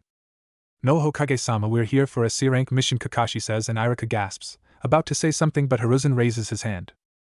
Well, we did have one come in, Iruka. Go fetch Tazuna, Hiruzen says, and Iruka reluctantly nods, excusing himself. A few minutes later, Iruka comes back with an older man with gray hair and glasses, a straw hat tied around his neck. He wears a sleeveless V-neck shirt with an obi, pants and a pair of sandals. Is this the team that will escort me back to Nami? Tazuna says, and Hiruzen nods. Kakashi reads the mission parameters and turns to his team. This will be escort mission pack for an extended mission, and meet at the main gate in 1 hour, he orders, and the 3 nod, excusing themselves. So how have they been doing? Hiruzen asks. Sasuke is getting the hang of tree walking along with Hinata starting water walking. However, Sasuke is showing frustration when it concerns Naruto. Kakashi starts. Hiruzen sighs and leans back in his chair. I'm sure Naruto-kun is antagonizing Sasuke-kun, he says. The opposite Sasuke tries to go Naruto, but it fails each time, and he grows frustrated. I've been keeping him occupied with training, but it only works so much. Kakashi finishes. And Hinata? Hiruzen asks. She has expressed no interest in ninjutsu, but she is focused on Naruto. Hokage-sama, I feel like Hinata may know Naruto's secret, and not his paler features. Kakashi replies. Hiruzen cups his chin in thought. Keep an eye on her and inform Naruto as well, he states, and Kakashi nods, vanishing with Leaf Shunshin. Konoha main gate. Hinata stands with a backpack on her back with her eyes closed and wait for her team as she was first to arrive with the client. Over the past 2 weeks she has been trying to unravel the mystery that is Naruto. He had saved her from bullies when they were children, but her clan admonished her on associating with him. However, she often watched the boy and saw he was foolish, but everything changed when he vanished 3 years ago. Hey, what's up with your blonde teammate? He's odd, Tazuna says, shaking Hinata from her thoughts. She opens her eyes to see Naruto approaching with sunglasses over his eyes and his hands pocketed. I do not know, Tazuna-san, Hinata comments. Naruto took his place next to Hinata, but he had no backpack. You have no gear, she asks, but Naruto taps his cargo pocket. Sealed away in storage scrolls, better convenience, Naruto comments. Hinata recluses her eyes in thought. I will need your power, Naruto, the power of a Jinchuriki, to unseat my father as head of the clan, she thought. A few minutes pass and Sasuke appears with his own backpack, followed by Kakashi about 20 minutes later. Alright team, this is first mission outside the village. Keep your eyes open and senses sharp. We should encounter bandits or highwaymen, so be ready, Kakashi says, and all of them nod as they leave the village a civilian's pace. The mood is quiet for a time with the sound their breathing and nature's noises. I'll scout ahead, Naruto says, breaching the silence. Don't be reckless, Kakashi says, and Naruto nods, vanishing with a seamless shunshin. The remains of Team 7 and Tazuna continue along their trek to Nami no Kuni. Tazuna-san, why did you come to Konoha for an escort? Hinata asks. Tazuna wipes his brow and takes a swig from his flask. Well, Nami doesn't have a shinobi village. I'm building a bridge to the mainland, so I came to the nearest one, he explains. The group continues on, but Naruto appears in front of them in a crouch with his chikuto across his back, but all of them see blood on his cheek.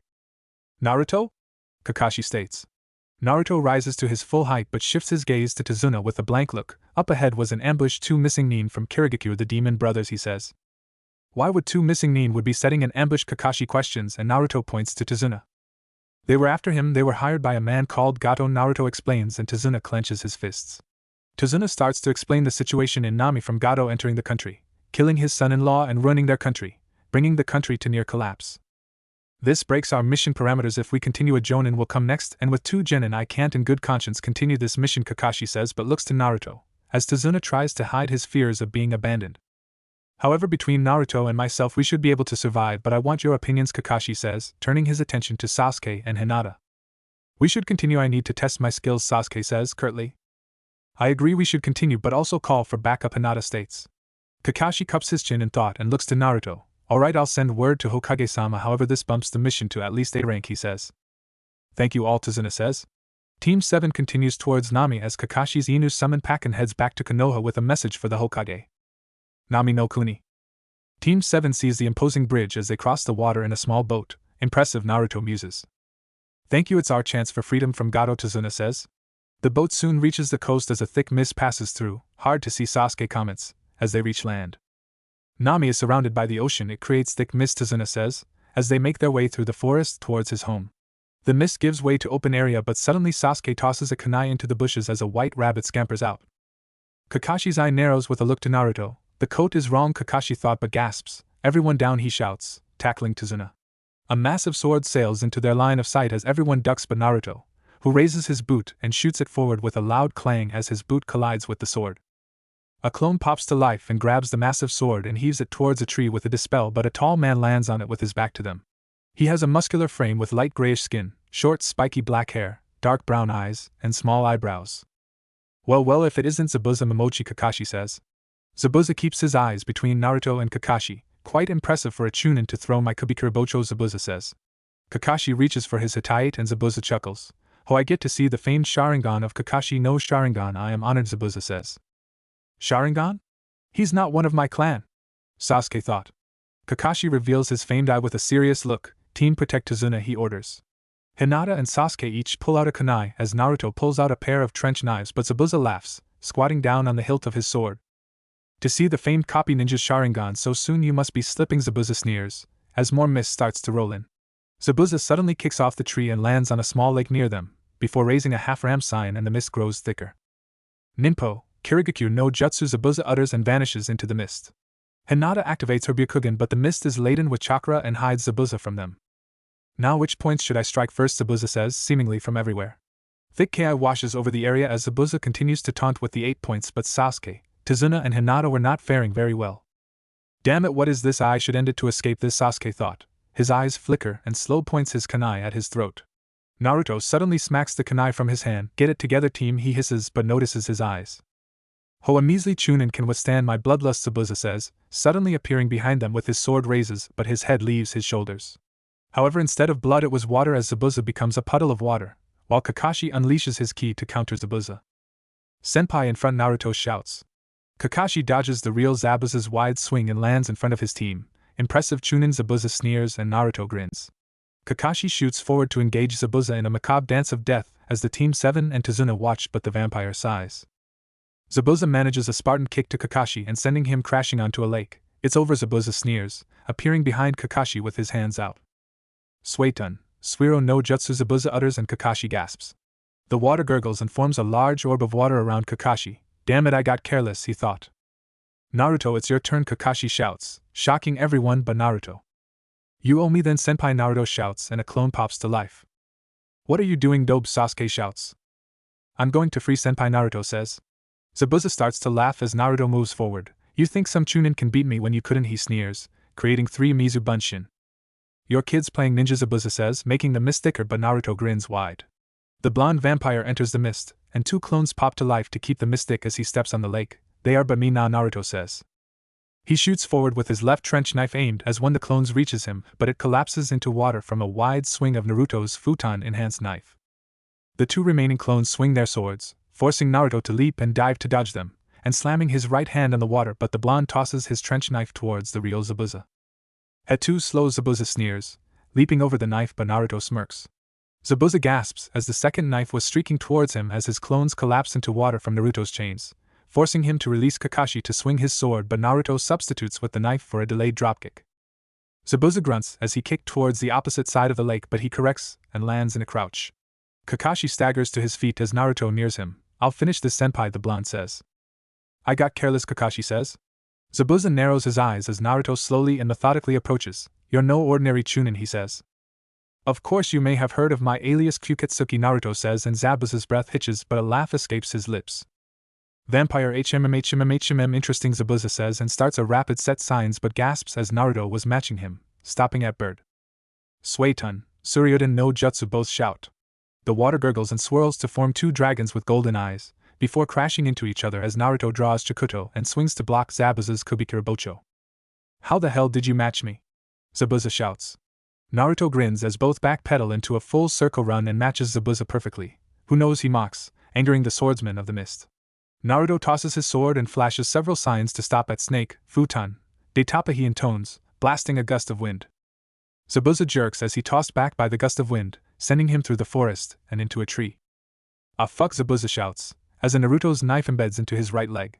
Naruto appears with a shunshin as Zabuza glares, but he gasps as a Sharingan was in Naruto's right eye but blue. A Sharingan but Chao? Zabuza hisses.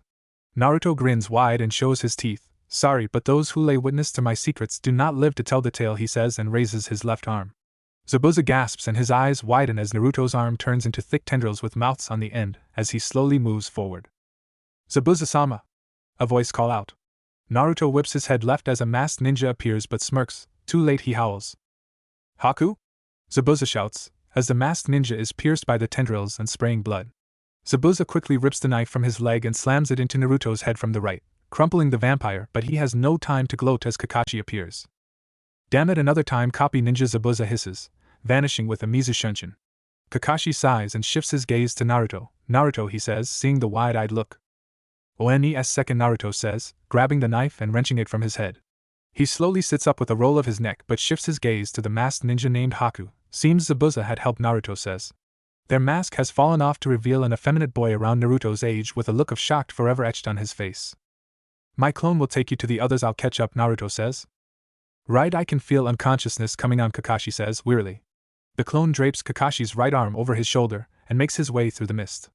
Naruto pulls the corpse of Haku closer and starts to absorb the body into his own. Him interesting, a Hayaton user, he says, grinning. Scene break to Zuna's home. Hinata keeps watch over Kakashi as the latter is recovering from chakra exhaustion, with Naruto keeping watch and Sasuke downstairs. Tazuna's daughter Tsunami and grandson Inari were cordial to them, but the boys seem to be standoffish towards them. Footsteps catch her attention, and it is Tsunami. Hyuga-san, any change, she asks, her dark blue hair hanging free. Still unconscious, thank you for asking, Hinata says, and Tsunami smiles. I'll bring some tea, Tsunami says, excusing himself. Hinata moves closer to the open window, and her thoughts drift to Naruto. Unlike most people her age, she knew Naruto's secret, having overheard her father and clan elders discussing that Naruto was the jailer of the dreaded Kyuubi no Yoko, the very beast that attacked their village 16 years ago and taken the life of Lord Forth and scores of others. They told us the creature was dead, but it is walking around free and clear, Hinata thought. A groan echoes and Hinata looks to see Kakashi waking up. How are you feeling, sensei, she says. Kakashi gives a weak eye smile. Where's Naruto and Sasuke, he asks. Naruto is patrolling and Sasuke is downstairs, sensei. Tell me, is Zabuza alive or dead, Hinata states. Unfortunately, Zabuza is still alive. Before Naruto could deliver the finishing blow, his accomplice arrived and allowed him to escape, but he's injured and it's a serious one, Kakashi explains. Well, it is a good thing we came so quickly, a voice says, and both see Kurenai. The raven hair vampiress wears a nylon, black, full bodysuit with a red mesh armor blouse with only the right sleeve visible and a dress that resembles bandages with a pattern on it similar to those of rose thorns, with ankle-length closed-toe boots. That was fast, Kakashi says. I ran my team pretty hard. Sakura collapsed as soon as we arrived, Kurenai explains and glances to Hinata. I saw Sasuke, but where is Naruto, Kurenai adds. He's patrolling, Kakashi replies, and Kurenai slowly nods. Then he proceeds to explain the situation as it stands. Scene break. Naruto sits on the roof of Tazuna's seaside home with a cigarette in his mouth, but a sweet scent catches his nose as he looks at the night sky. So how is your team, Naruto asks. Weak except for Shino. He shows promise. Kiba was hard for me the moment he saw me. Genma did his best with what he had, but Sakura is pathetic, Kurenai explains, and Naruto makes a face. Kurenai takes a seat in Naruto's lap. Karen told me a student of Might Guy came by, she adds, and Naruto sighs, pulling her closer. Show me, Naruto says, before pulling her bodysuit and biting her neck. Kurenai moans as Naruto sinks his fangs in, but Naruto puts up his wrist, allowing her to bite him, and both vampires sharing memories. Tenten is prying again, Naruto thought, pulling back. Kurenai continues to drink from his wrist, but the blonde pulls it away. I didn't know you knew her, she says, cleaning her mouth. At the orphanage, plus I saved her team last year. She saw me using my Colt and became infatuated with it, being a weapons mistress, Naruto muses. You can imagine if such a weapon got into the hands of lesser people, Naruto adds. I know, a terrible thought. So when do we go after Gato, Kurenai asks, as the blonde wraps his arms around her slender waist. Naruto rests his chin on her shoulder with sigh. Tomorrow night I'll sleep all day, then we'll kill him and take over his company. We'll need capital if things go south, he says, and Kurenai rests her head on his. We're with you, Kurenai says, and Naruto smiles. Of course, my lovely raven, Naruto muses, and Kurenai giggles. The morning came too soon for the vampires, and Naruto used a lie of guarding the house to sleep the day away, staying away from Sakura and Kiba. Kurenai used her genjutsu to hide that Naruto was sleeping in a coffin and shows him in a bed. She leaves the room and heads to meet the others, but stops in her tracks. Screw that, I sleeping with Naruto being awake is annoying, Kurenai thought, and made a reinforced shadow clone. Kurenai returns to the room and see Naruto holding up the coffin lid. I figured you would want to sleep, he muses, and she climbs in. Where's Narabaka? A voice screeches and both vampires sigh. How do you put up with her, Naruto says, closing the coffin. Kurenai sighs with her head in his chest. I'm tempted to use genjutsu on her, but that would be wrong, she says, and Naruto rubs her back, in comfort. Nightfall. Several guards stand in front of Gato's mansion discussing nothing in particular, but suddenly pink rose petals starts fill the air. What is this, one says, holding out his hand to catch one. However, the other collapses with a smoking hole in his forehead, shocking the first guard, but he couldn't contemplate anything more as a kunai was rammed into his throat. Kurenai appears out the shadows and wrenches the kunai free, guiding the man to the ground as she drinks his blood. Naruto slowly appears as a mist starts to creep into the compound. Do you have the layout, he asks, as Kurenai was licking the rest of the blood from the kunai. I do, Kurenai says. Naruto creates nearly 3 dozen shadow clones and Kurenai creates a dozen. Spread out, cast a large area genjutsu, no need for any of them to escape, he orders, and the clones vanish, as Kurenai weaves signs to slowly fade away. Naruto leaps over the gate and shoots across the ground to the main house as his and kurenai's clones were killing all the mercenaries in Gato's employ. He reaches the main house and breaks down into fog to seep into the mansion, in search of Gato himself. The blonde soon finds the man of the hour in his bed, smelling of sex and booze. Nasty insect, Naruto thought, forming at the edge of his bed. Gato is a short man with beady eyes and shaggy brown hair. Naruto rolls his eyes as form shifts into a very voluptuous woman with L-cup breasts and long blonde hair, but the sides of her head still shaved. Gato-sama, Naruto coos. Gato snorts as his eyes shoot open to see a goddess in human form. Who are you, he says. Don't you remember you sent for me and ravished me? I've never come so much in my life, Naruto says and crawls into the bed. Gato could feel himself getting aroused and his ego rising. Oh well, I need to touch you again after this day. That fucking ninja took off, but no matter, I wasn't gonna pay him anyway, he says. Naruto tilts her head as she settles on Gato, her breasts jiggling slightly and enticing Gato. I heard shinobi are scary, forget about all that, Naruto says and leans down. Are you ready to send me to heaven, she adds. Gato gropes Naruto's right breast with a lewd chuckle, but the vampire grins wide to split her face. More like you going to hell, Naruto howls, driving a hand into Gato's chest. Gato screams in pain, but Naruto starts to draw in his blood, causing it to peter out and the color to drain from his body. If I didn't need your riches, I wouldn't drink a single drop of your blood, Naruto hisses, slowly removing his hand. The vampire returns to normal and gets off the bed as a clone pops to life. Display his corpse like he did, Kaizen, Naruto orders, and the clone nods. He rolls his neck and makes his way to the lower levels of the mansion, finding cells with broken people, but he stops at one cell. Victoria, Naruto says. A young woman with dark skin, red-black hair and purple eyes emerges from the dark of the cell, in the rags of dress and a sheet. Yes, Naruto-sama, Victoria says, as Naruto melts into the shadow. The blonde appears in front of Gato's mansion. Now you have money, QB comments. Yes, with enough even I can disappear if I need to, Naruto muses, looking at the night sky. How did that woman know your name, QB says, and Naruto smirks.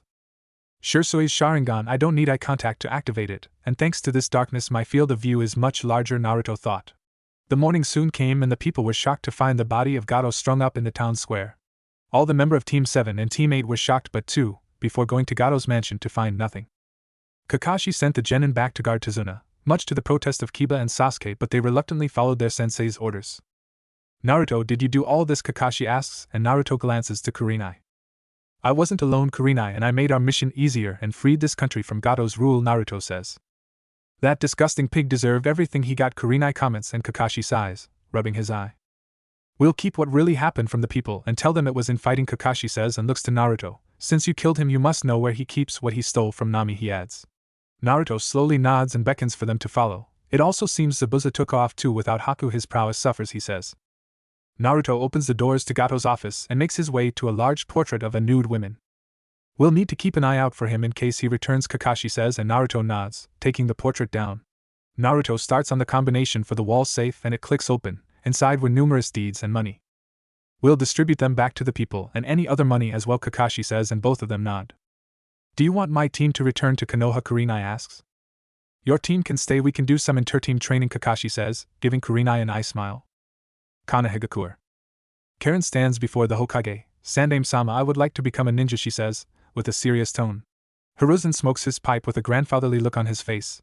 That's good, if you like I can put you on Team 7, he says. That would be fine, Sandaime-sama, but won't that affect Naruto? Karen says, but Hiruzen shakes his head. Naruto-kun will keep his position on the team until the Chunin exams in a few months, Hiruzen says, and Karen nods. Can you perform the Academy 3? Hiruzen asks, and Karen nods. Anko has been helping me, Naruto even taught me the Kage Bunshin as well, Karen replies. That will be boon for you, Uzumaki do have large reserves, it will help you catch up to the other genin as well, Hiruzen says, nodding and gives Karen slip. Head to the academy and speak to Irika, he's give you the test, Hiruzen adds, and Karen takes the slip, with a nod and excuse herself. Karen left the Hokage tower and made her way to the academy, the village bustling and people giving her somewhat decent looks. Word had spread she and Naruto were cousins, with some giving her the side eye, but it didn't bother her due to her life in Kusa. The redhead reaches the academy and searches for Irika, finding him teaching a class and knocks on the door. How can I help you? Irika asks, and Karen hands him the slip, allowing him to read the contents. Oh well, come in, this actually works as I can show the students, Irika says, and Karen follows him inside. Class, this Karen Uzumaki, and she has come to demonstrate the Academy 3 for us today, Irika states, and the class murmurs. Irika then turns to Karen. Alright, all you have to do is perform the Henge Kawarimi and Bunshin Jutsu, he says, and Karen slowly nods. Karen starts with the Kawarimi and switches with a nondescript girl, then henges into a replica of kurenai. Kege Bunshin no Jutsu Karen intones and creates 5 copies of herself. Hey, that's not the Bunshin Jutsu, shouts a boy with brown hair and blue eyes. While true Konohamaru but Karen performed a Bunshin technique, Irika says and turns to Karen. Thank you Karen, you are excused, he adds. Thank you Irika sensei, Karen says and bows, before excuses herself. Irika follows her to the door and opens it for her. Hand this in at Higarashi's, he says, and Karen nods, taking the metal plate from him. Karen makes her way out of academy and makes her way to Higarashi's. Karen, a voice shouts, causing Karen to turn and see Anko. Hey Anko ne, Karen greets and Anko smirks. Where you headed, Anko says, as they continue walking and Karen shows her Hittite plate. Oh congrats Lord Third, got you a team, Anko asks. Team 7, Karen replies. Anko thought for a moment as they continue to the shinobi store. Be careful of the Uchiha and Hyuga, she says. I know, and Naruto will be on the team until the Chunin exams, Karen comments, as they reach the shop. Welcome to Higarashi's, oh Karen, Anko sensei, a young girl greets, with her brown hair styled with 2 panda-like buns. Hello Tenten, I'm here for my Hittite, and maybe a weapon, Karen states. Hey little panda, Anko greets and Tenten puffs her cheeks. Tenten takes Karen's Hittite plate, and shows her the various cloths, which Karen chooses a red cloth like her hair. Any particular weapon, Tenten asks. Karen thought for a moment but Anko beats her to it. She want to be a medical ninja and poison user, perhaps a Saban launcher or hidden blades, Anko says. Not many chose the medical route, Tenten says. I tend to rely on support, plus I am a sensor and can fight at a distance, Karen explains, taking her Hittite and tying it around her forehead. Tenten comes from behind the counter and leads Karen to the various Saban, while Anko browses other weapons. Tenten shows Karen a line of wrist-mounted blade and launches. All you have to do is channel a small amount of chakra and the blade appear. The same works for the Senban launches. You can store about 20 Senban in the Senban using a Fuinjutsu formula, Tenten explains. Fuinjutsu is supposed to be in Uzumaki's blood, so Naruto may be able to improve upon this, so I'll take one of each, Karen says, and Tenten scoffs. He has. Have you ever seen his Colt, Tenten says, and Karen shakes her head. It's some launcher that fire pieces of metal called bullets. I asked for the blueprints to create one of my own, but he won't tell me, Tenten says. Ah, is little panda mad that Foxy is not telling her anything, Anko says, taunting the younger genin. Tenten scoffs and takes Karen's choices to the counter for the redhead to pay for. Tell him I want to seriously talk to him, Tenten says, and Anko smirks. I'll tell him, Anko says, and pays for Karen's choices, much to the redhead's shock. Think of it as an investment. I'll be training you, and besides, you're Naruto's cousin, so as his big sister wife your family, Anko says. Thanks, Anko ne, Karen says, taking her items and bows to Tenten. The bun-hair Kunoichi watches the pair leave and her thoughts drifted to Naruto, a foxy bastard who won't let me play with his toys, she thought. 1 month later, Nami/Hinokuni border. Team 7 and 8 standing the fire countryside of Tazuna's finished bridge with Tazuna and his family. The month had been productive for Naruto as Victoria faked coming to Nami 2 weeks after Gato's death to confirm and declare that her company called Kiryu's Shipping was taking over Gato's holdings. The people were immediately weary, having just gotten back the deeds to their businesses, but Victoria spun a convincing cover story and provided manpower to aid Tazuna. So what will you do about Tenten, Kurenai asks. Naruto tilts his head with a look to Tazuna's family as they said goodbye to his teammates and her genin. I don't know, Tenten was one of the only friends I had before leaving the orphanage. I'll talk her, and maybe, just maybe, the queens will grow by one, he replies, and Kurenai giggles. You do need someone close in age to you, Kurenai comments, and Naruto scoffs. Alright everyone, let's head to Konoha with a mission accomplished, Kakashi states, catching the vampire's attention, and both teams leap off at high genin speed. Naruto shifts to gaze to Sasuke, who knew he had awakened his Sharingan already, and Zabuza's Ki reawakened it, he thought. Another one with those cursed eyes, Kyuubi hisses. Now I have no intention on using mine on you. If I could I would be free of you, Naruto thought. The feeling is mutual, Leech, Kyuubi hisses, and Naruto snorts, before shifting his gaze to Hinata. The Hyuga heiress spent the month shadowing him during the waking hours, asking for spars and getting to know, even subtle seduction in attempt to put him under her thumb. If it was 4 years ago I would welcome it, but sorry Hinata, your wiles do nothing for me, Naruto thought.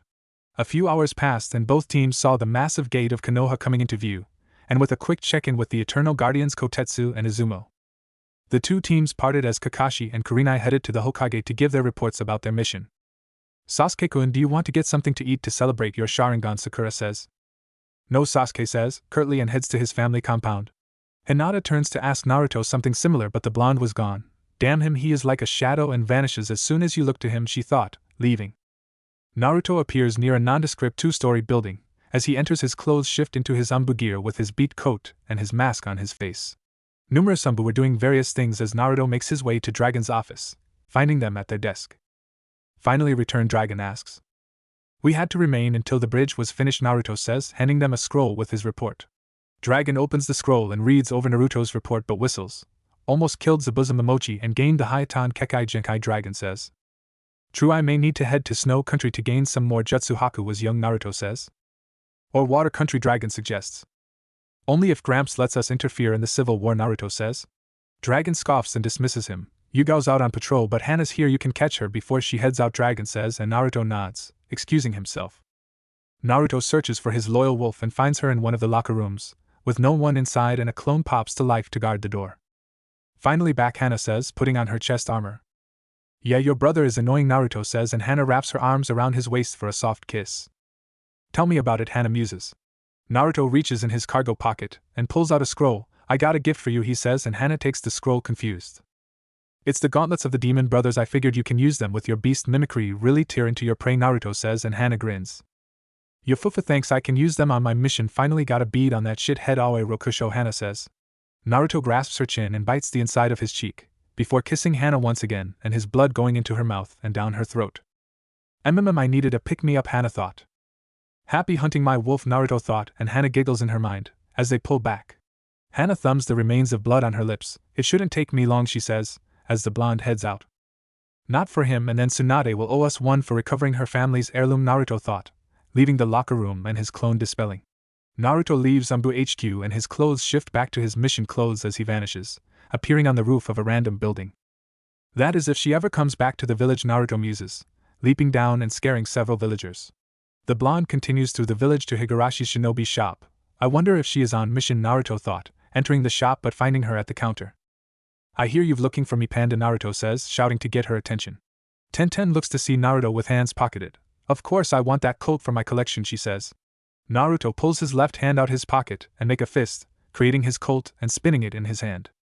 I never should have used it in front of a weapon junkie like you, Naruto says, holding the handle out to her but pops her in the forehead with it. Ah, what was that for? Tenten shouts. Naruto leans on the counter with the gun between them. Think about this seriously for a second. What if I give you this and someone steals it, recreates it? It will be far worse than any jutsu. Any person could use it and kill with ease innocent people, he says. Tenten looks into his steely blue eyes and looks away. Fine, I'll stop asking, but I need an edge. People look down on kunoichi, she says. Yet they fear the likes of Tsunade Senju Pakura of the Scorch, Kushina Uzumaki, and others. It's only recently that kunoichi have become vapid fangirls more concerned with looks than boys. Blame the academy for that, Naruto says. Tell me about it, Tenten says, but notices Naruto's sharp upper canines. How does your bloodline work, Tenten adds, pointing her left index finger towards his mouth. Naruto bites at her finger but Tenten pulls it away before he could. Oh well, I need blood, survive. Animal or human suffices. I can eat normal food but it doesn't suffice as sustenance. Why? Curious if it can be passed on, Naruto says, and Tenten blushes slightly. And no. It's just your codename is vampire after all, Tenten says. Naruto sighs and pushes off the counter with the colt remaining. Curse guy for his mouth, see a panda, he says, and turns on his heels. Tenten looks down at the colt and reaches for it but it dissolves into wispy smoke. Damn it, she snaps. Scene break. Might Guy, the Jonin of Team 3, and his mini-clone Rock Lee were in the middle of a heated spar, when the older of the two saw a familiar blonde out of his periphery. That's enough, Lee, we have a guest, Guy says, blocking a high kick. Lee sees Naruto and looks to Guy. Who is that, Guy Sensei? Lee asks. Why don't you take a lap around the village while I speak with this youthful Chunin, Guy says. Lee nods and takes off in a light jog with a glance to Naruto. I'll return soon, Guy Sensei, he says. What brings you here, Naruto-kun? Guy asks. Naruto's face takes a serious look. Why did you tell a genin my real identity, he says, and Guy shifts to a serious stance. I apologize, Naruto, but Tenten recognized your shade of hair and I went to Hokage-sama. He allowed me to confirm you were Kyuketsuki, Guy says. A bitter scowl forms on Naruto's face. Even among the faceless I have a face, he says, and vanishes, before Guy could apologize. Why are you surprised, Kyubi says, as Naruto lands on the roof of his apartment complex. Naruto sighs and leaps down to his door to unlock it. If he wants to keep me in this village, he's not doing a very good job, he thought, unlacing his boots and kicking them off. The blonde plops on his sofa as his clothes melt into a pair of sweatpants and a gray tank top. He crosses his legs at the ankles and rests his left behind his head with his eyes closed, before appearing in his mindscape. Naruto ignores the Kyubi's cage and makes his way to another hall, but it gives from a sewer to fleshy growths, adorned with human faces. Each were a face of someone he had fed or absorbed, some recognized as Mizuki, Jiro, and others not. However, two stuck out as the forms of Danzo and Haku were prominent, as unlike the others who were sunk into the growth to their face. The darkness of Konoha and right hand of Zabuza were only to their waists and shoulders. Tell me, is this the limit of your knowledge of your Kekkei Genkai? Naruto asks. Haku only stares blankly at the blonde as Danzo scoffs. You will get nothing from him, you've broken him, he says. No matter, his mind will tell me, Naruto says, and Haku starts to sink more into the growths. Are Hamura and Koharu able to act without your muscle? Naruto asks. No, it's why they were easy to flip, they'll seek to replace me, the Uchiha, Danzo says, but Naruto scoffs. Sasuke simply doesn't care unless it gets to kill Itachi faster, he won't care. Speaking of the Kinslayer, does he have the other eye? Naruto adds. Why? Danzo questions, but Naruto ignores him and fades away. Naruto opens his eyes to someone sucking on his neck and a familiar mop of hair. I was in the middle of something, he muses. Enko pulls from his neck with a trail of blood running down the sides of her mouth. Sorry, I wanted to catch up, she says. Kurenai back yet? Naruto asks, and Enko nods. Taking a shower, Enko replies, and the blonde grins. Well then, let's join her, Naruto says, and Enko giggles in a lewd manner, forgetting all about the Sandaime. Training Ground 7. 3 days later. After 3 days of rest, Naruto and Karen make their way towards the training ground to meet the rest of their team, with Sasuke and Hinata waiting for Kakashi to arrive. The redhead had the others get her a mission outfit, and Enko chose something practical to medical member. She wears a form-fitting black bodysuit under a purple kimono to her knees, adorned with black swirls. The sleeves are wide enough to hide her hidden blade and Senbon launcher, mesh stockings and closed-toe kunoichi boots to her knees, completing the outfit with forearm-length, fingerless gloves. Who are you? Sasuke says. Karen adjusts her glasses with a glance to Naruto. My name is Karen Uzumaki and I am the newest member of Team 7, she says. Uzumaki, Hinata says, looking to Naruto. Karen is a member of the Uzumaki clan and my cousin, Naruto says. Sasuke looks between the Uzumaki cousins but scoffs. Well, you better no hold me back, he says, and Karen glares at him. A puff of smoke erupts as Kakashi appears with his patent eye smile. Hello, my kawaii team, and you seem to have met Karen, he says. Now this does change our team dynamic, as Karen is a support ninja but a very adept sensor, she'll be able to note opposition much quicker, Kakashi adds. Will Naruto be leaving now that we have a third member? Hinata asks, but Kakashi shakes his head. Naruto will remain with the team until the Chunin exams, Kakashi adds. What are the Chunin exams? Karen asks, and Kakashi gives her an eye smile. That's a good question. In about 4 months, Konoha will be hosting an exam to test genin from various countries to see if they are ready for promotion, Kakashi explains. Will we be participating? Hinata asks. Normally it's not unheard of, but since Konoha will be hosting the exams, I will have your team participate, Kakashi replies, glancing to Naruto. I will be helping in that regard as well. Senpai will test your affinities as well, something you wouldn't learn until after becoming Chunin, Naruto explains, and Kakashi pulls 3 slips of paper.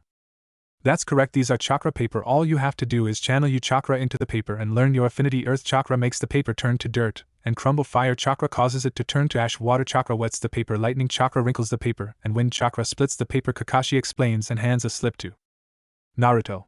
The blonde channels his chakra and the paper splits in half. See, I have a wind affinity, Naruto says. Kakashi then hands a slip of paper to each of them, with Karen going first, her paper wetting partially and crumbling. Interesting water and earth affinities, Kakashi says. Hinata goes next and her paper turns to ash. Fire affinity, she notes. I have a fire and lightning, Sasuke says, holding his paper. It was partially ash and wrinkled tightly. A high lightning affinity at that, Kakashi says, and Sasuke gives Naruto a smug look. The blonde ignores Sasuke and shifts his gaze to Karen, but then Kakashi. So what will we be doing today? Naruto asks, and Kakashi replies with D ranks, confusing Karen, and she would be angry at her cousin by the end of the day. Ch3. Land of Snow. Naruto rams his boot heel into the left eye of one Dodo Kazahana, soon to be former daimyo of the Land of Snow. Behind the pair were Naruto's queens feeding on the remains of Doto's guards, with one on her knees in complete and abject fear shining in her green eyes. Monster, Doto hisses, struggling to force Naruto's boot off his face. Naruto smirks and turns into a pirouette on Doto's face, causing the man to scream in pain and clutch his destroyed face as Naruto backflips away. The blonde lands with a perfect 10 stance with his arms up, shifting his gaze to Doto's last guard. He has a pale tone, a thin and bony face, teal eyes and a narrow nose. He also has a Hapuri-style Hittite with long purple hair and a ponytail running down his back, along with a long, thin strand of purple hair hanging over the right side of his face. Damn you, the man hisses. Naruto grins with a callous smile on his face as his Colt forms in his right hand. Now Nadaroga, no need to get angry with me, he says, firing a shot into Doto's right leg. Doto screams and falls to one knee with his cut-up face on display, but Naruto puts one between his eyes and he crumples. Yugao, bring me Fubuki, Naruto says, slipping the Colt into his back waist. Yugao pulls Fubuki to her feet as blood covers her mouth and chest armor, while the pink-haired snow ninja shakes in fear. Nadar glares at Naruto heatedly, but the wooden vines keep him rooted to the ground, his gaze sparing a glance to Mizora's corpse with Anko currently devouring his corpse as some sort of snake creature. Now before you die Nadaroga, you will witness firsthand your fate, Naruto says, slowly holding out his hand to Fubuki. The blonde vampire's blue eyes glow and Fubuki's green eyes glaze over, as she slowly takes his hand and he spins her around to face Nadar. Naruto rips open the neck and shoulder of Fubuki's uniform to expose her neck as his right hand grasps her under her chin. Naruto covers Fubuki's mouth as he bites into her neck, causing her scream in pain as he drinks her life away. Fubuki's eyes flutter in pain and slowly glaze over as she falls from Naruto's grasp and hits the floor with a blank look on her face.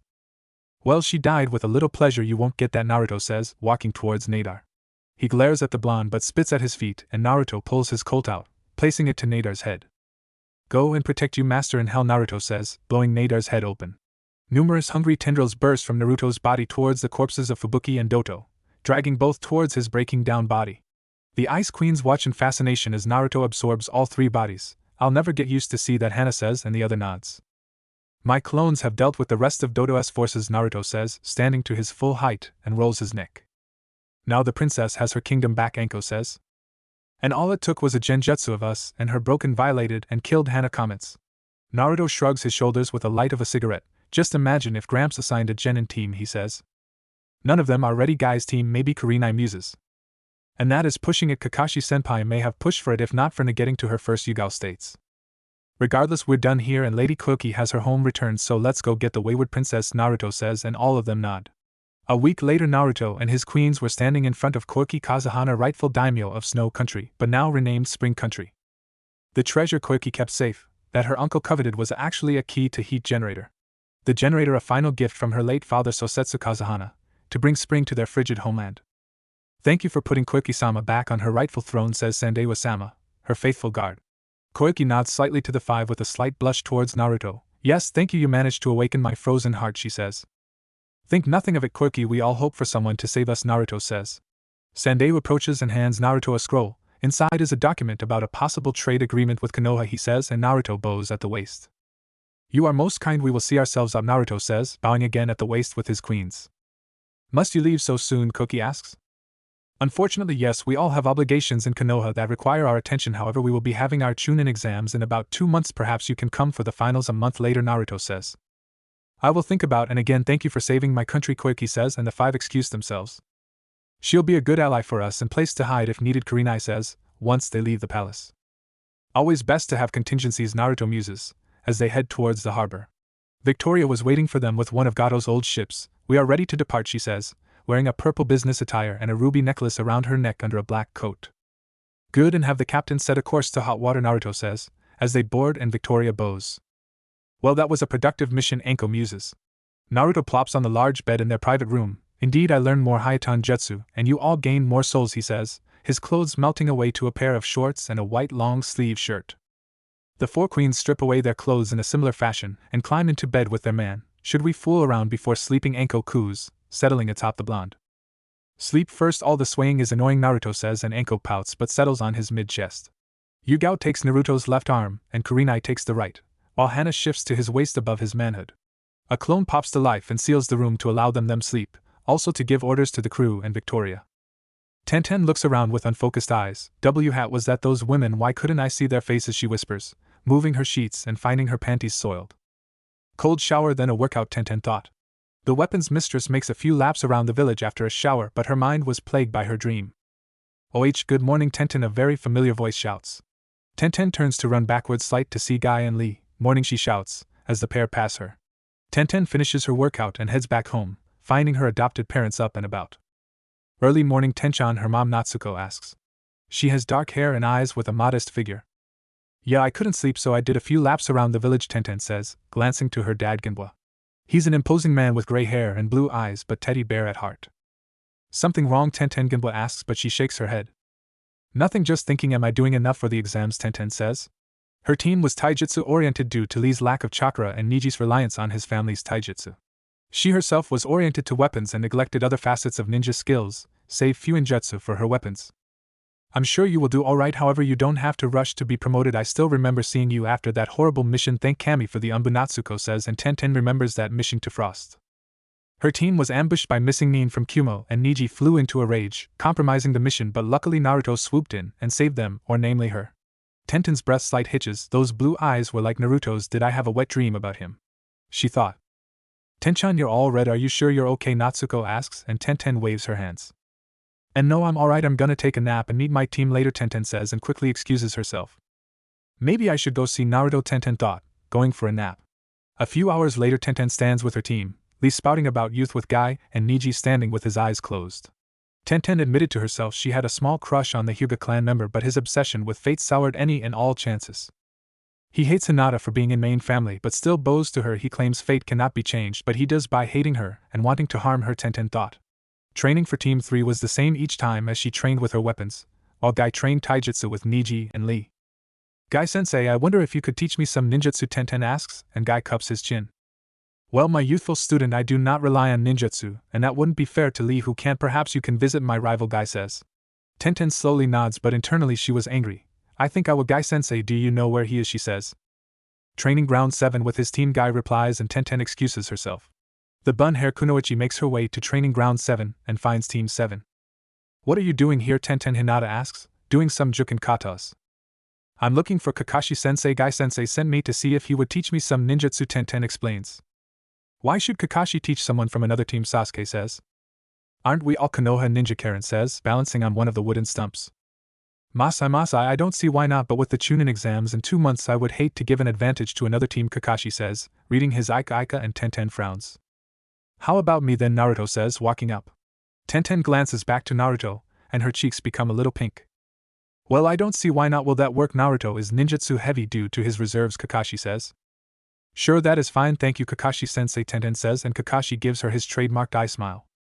Follow me then, Naruto says, and Tenten quickly follows the blonde. So what brought this on? He asks.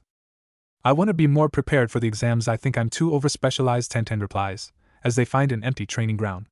Naruto pulls a piece of chakra paper from his vest. First we need to know your elemental affinity. Just channel some chakra into this paper, he says, handing it to Tenten. She channels her chakra and the paper wrinkles to signify a lightning nature. Right on, Tenten says. Interesting, you can channel right on through ninja wire or your weapons, Naruto says, going to a tree and kicks it to knock some leaves down. So how does this work? Tenten asks. Naruto hands Tenten the leaves, but hold up one, you must be able to crinkle leaf with your chakra by changing it to right, and he says, and splits the leaf with his futon. Easier said than done, Tenten says, and Naruto adjusts his sunglasses. You may be able to learn a jutsu by the time exams start. I'll check on you once a week and see how you do, okay, Naruto says. Right, thanks, Naruto, Tenten says, and excuses herself to meet back up with her team. Once Tenten was gone, Yugao drops down in her full Umbu gear. Dragon has called a meeting, she says. Naruto slips off his sunglasses and they shift into his Umbu mask. Let's be on our way, Nico, he says, slipping it on and both vanishing. Scene break. Umbu HQ. As you all know, the Chunin exams are in 2 months, which means increased patrols with the influx of visitors, and foreign ninja dragon starts, sitting with several of her captains. However, one of you will have very unique role for the exams, namely Yukiketsuki Sandame-sama wants you be the proctor for the second round preliminaries if necessary, also his guard for the finals as well, Dragon adds. Naruto remains silent with his arms folded and his hood hiding his face. On your order, he says, his voice distorted. What if there aren't any preliminaries? Rhino asks. Then he'll do my paperwork if they happen. You're doing it, Rhino, Dragon says, causing a few silent sniggers. I heard Senpai will enter his rookie team. Yuhi and Saratobi are doing the same, Nico says. They want to show off the last Uchihakuma states, his large arms folded. Of course, home turf, the padding of our teams will help him pass to the second round, all comments. Regardless, it's our job to protect the great tree, dismissed, Dragon states, and the captains file out of the room. Kyuketsuki, Rhino says, and Naruto stops to turn to him.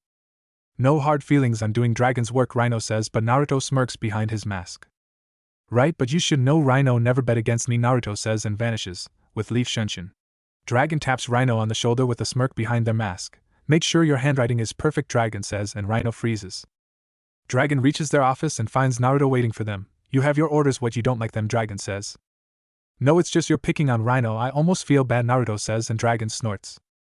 I hear the pervert is coming soon, Dragon says, taking a seat at their desk. He has no idea about my changes or that I'm in Umbu. Gramps felt best not to tell him, Naruto muses, slipping a cigarette into his mouth and light it with a silver Zippo. He more than likely believes you are a newly minted genin in need of his teachings. However, you are a near S-rank shinobi and engaged to 4 women, Dragon comments. True, Naruto muses and pulls 2 photos out of his coat, tossing them to Dragon. Dragon's breath hitches at the photo of man with spiky orange hair, his eyes purple with a rippled pattern. The second photo is of a woman with blue hair and amber eyes, along several piercings with a flower in her hair. How accurate is this? Dragon asks. Confirmed. Hanzo no longer rules AIM, but a man called Pain Danzo had dealings with the salamander but went dark years ago and reported that the rain in the village is laden with chakra, so I sent clones in their place. The rain stops once a week on Sundays, so I took advantage and sent them in. Naruto starts. The woman is called Konan or Lady Angel, the man is called Pain. What is interesting is the cloak looks familiar. Naruto adds. Akatsuki, I've heard rumors about some group wearing those colors. Dragon states.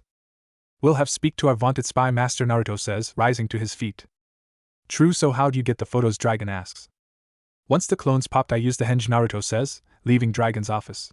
Over the next 2 months Naruto split time helping his team and Tenten.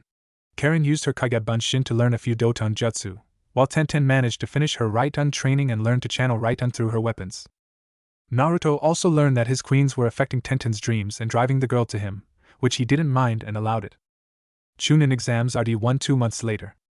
Team 7 make their way to Konoha Academy with the redhead looking between her teammates. They enter the school and see the various teams milling about and making their ways upstairs to the 3rd floor. However, a scene was being made on the 2nd floor but marked 3rd, as several people were arguing with 2 people about being let in. Genjutsu. Karen whispers to Hinata and the Hyuga heiress nods. Hey, take down that stupid Genjutsu, Sasuke shouts, shocking his teammates. Several of the genin grumble as the 3 becomes a 2 and they make their way up to the next floor. Team 7 reaches the 3rd floor and finds Kakashi waiting for them. Well, now you can officially begin the Chunin exams. These exams are team-based, and if any of the 3 you didn't come you would have been prohibited, Kakashi says. Now then, Hinata, Sasuke, Karen, good luck, Kakashi adds and steps aside, allowing the members of Team 7 to enter the exam hall. They seem poised, the voice says, and Kakashi looks up to see Naruto slinking out of the ceiling. You didn't have any parting words for them, Kakashi says. Naruto tilts his head, but his face was hidden by his umbu mask. Nothing that would help them. Besides, Sasuke believes this is easy if a dobe like me can pass, he says, his voicing fading as he slinks back. Kakashi looks back at the closed door. If you still believe that, Sasuke, then you are in for a rude awakening, he thought. Inside, Team 7 were looking at the assembled genin as many were loitering about, causing Karen to sigh and calm herself from the ki being thrown around. Sasuke-kun, 2 voices shout, and Karen sees Ino glomping Sasuke, with Sakura glaring at her. Karen decides to ignore the fangirls to look around the room and sees Team 3 near a corner, before approaching them. What do you want? Niji says coldly. Leave her alone, Tenten says, and Karen shoots him a glare. So is your team ready? Tenten adds. As we can be, Kakashi-sensei gave us 3 days of rest, but Naruto only gave me 1, Karen says, and Tenten blushes slightly. How is Naruto? I haven't seen him lately, Tenten says, to the shock of her teammates. Karen was about to reply when a fight broke out between someone in glasses and the genin from Oto. However, a large puff of smoke erupts at the front of the room. Enough. No fighting before the 2nd round. Calm down or be kicked, a man says. He has several scars on his face with a blue bandana, wearing a gray uniform and black trench coat. Sorry, we got a little excited, one says, his face bandaged. He wears a large poncho with long sleeves, a snake-patterned scarf around his neck, a straw raincoat protruding from the back of his scarf, and a large amplifier on his right arm. Whatever, now everyone take a seat. My name is Ibiki Marino and I am the proctor for the 1st round of the Chunin exams, the man declares, as 12 similarly dressed ninjas stand behind but with no coats. Alright, now that I have your attention, everyone take a number and go to your assigned seat, then we'll pass out the tests, Ibiki states, holding a number 1. Scene break. The sound of an electric guitar echoes near the main gate of Forest of Death, the source being Naruto on a raised platform with a haunting solo. Enko was also sitting on the platform with a dango stick in her mouth and her body swaying to the tune.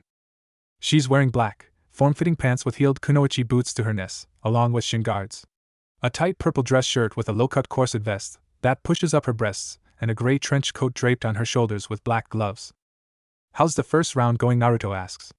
Enko covers her right eye to look at the room from one of her snakes. Going well, the rookies are still there. Oh, Ibiki's almost done, I better go, she says and vanishes. Naruto sighs and absorbs the guitar into his body with a sigh. I better go too, he says and explodes into a murder of crows. Back in the academy, Ibiki looks over the remaining genin, but feels the room starting to chill. Oh, she's early, he thought. Hey, why is it getting cold? Kiba shouts, as Akamaru starts to whimper. The room lights start to dim and the room darkens, shocking many of the genin as Ki fills the room. Ibiki, you let 26 teams pass, a voice croons, seemingly from everywhere. Several screams erupt as snakes start to make their presence known. What are snakes doing here? Sakura screams. Kabuto adjusts his glasses with a hidden serious look. Enko Mitarashi isn't capable of such things, he thought. Don't worry though, I'll make sure to cut that number by at least half, the voice says. The snakes start to swirl and undulate together until they take a human shape but fall to the ground to die as Anko appears, her eyes a glowing purple and the whites of her eyes a black void. "Hello, foolish mortals," Anko croons. Many of the genin were immediately put off as fear seems to run rampant, but suddenly everything returns to normal with Anko standing in front. "I'm Anko Mitarashi, the Chunin exam's second round proctor. Now follow me to my playground," Anko says. "Where the hell is your playground?" one genin shouts and Anko grins wide. "The Forest of Death," Anko says. About half-hour later the genin were standing at the main gate of the Forest of Death. "This is where the second round will take place, the 44th training ground, or my playground, the Forest of Death," Anko starts and reaches in her coat. "Now before we begin I'll need to pass out these consent forms, and you will sign them. This absolves our respective villages in case of death. The second round consists of a 5-day survival mission," Anko continues. "Survival," Ino states.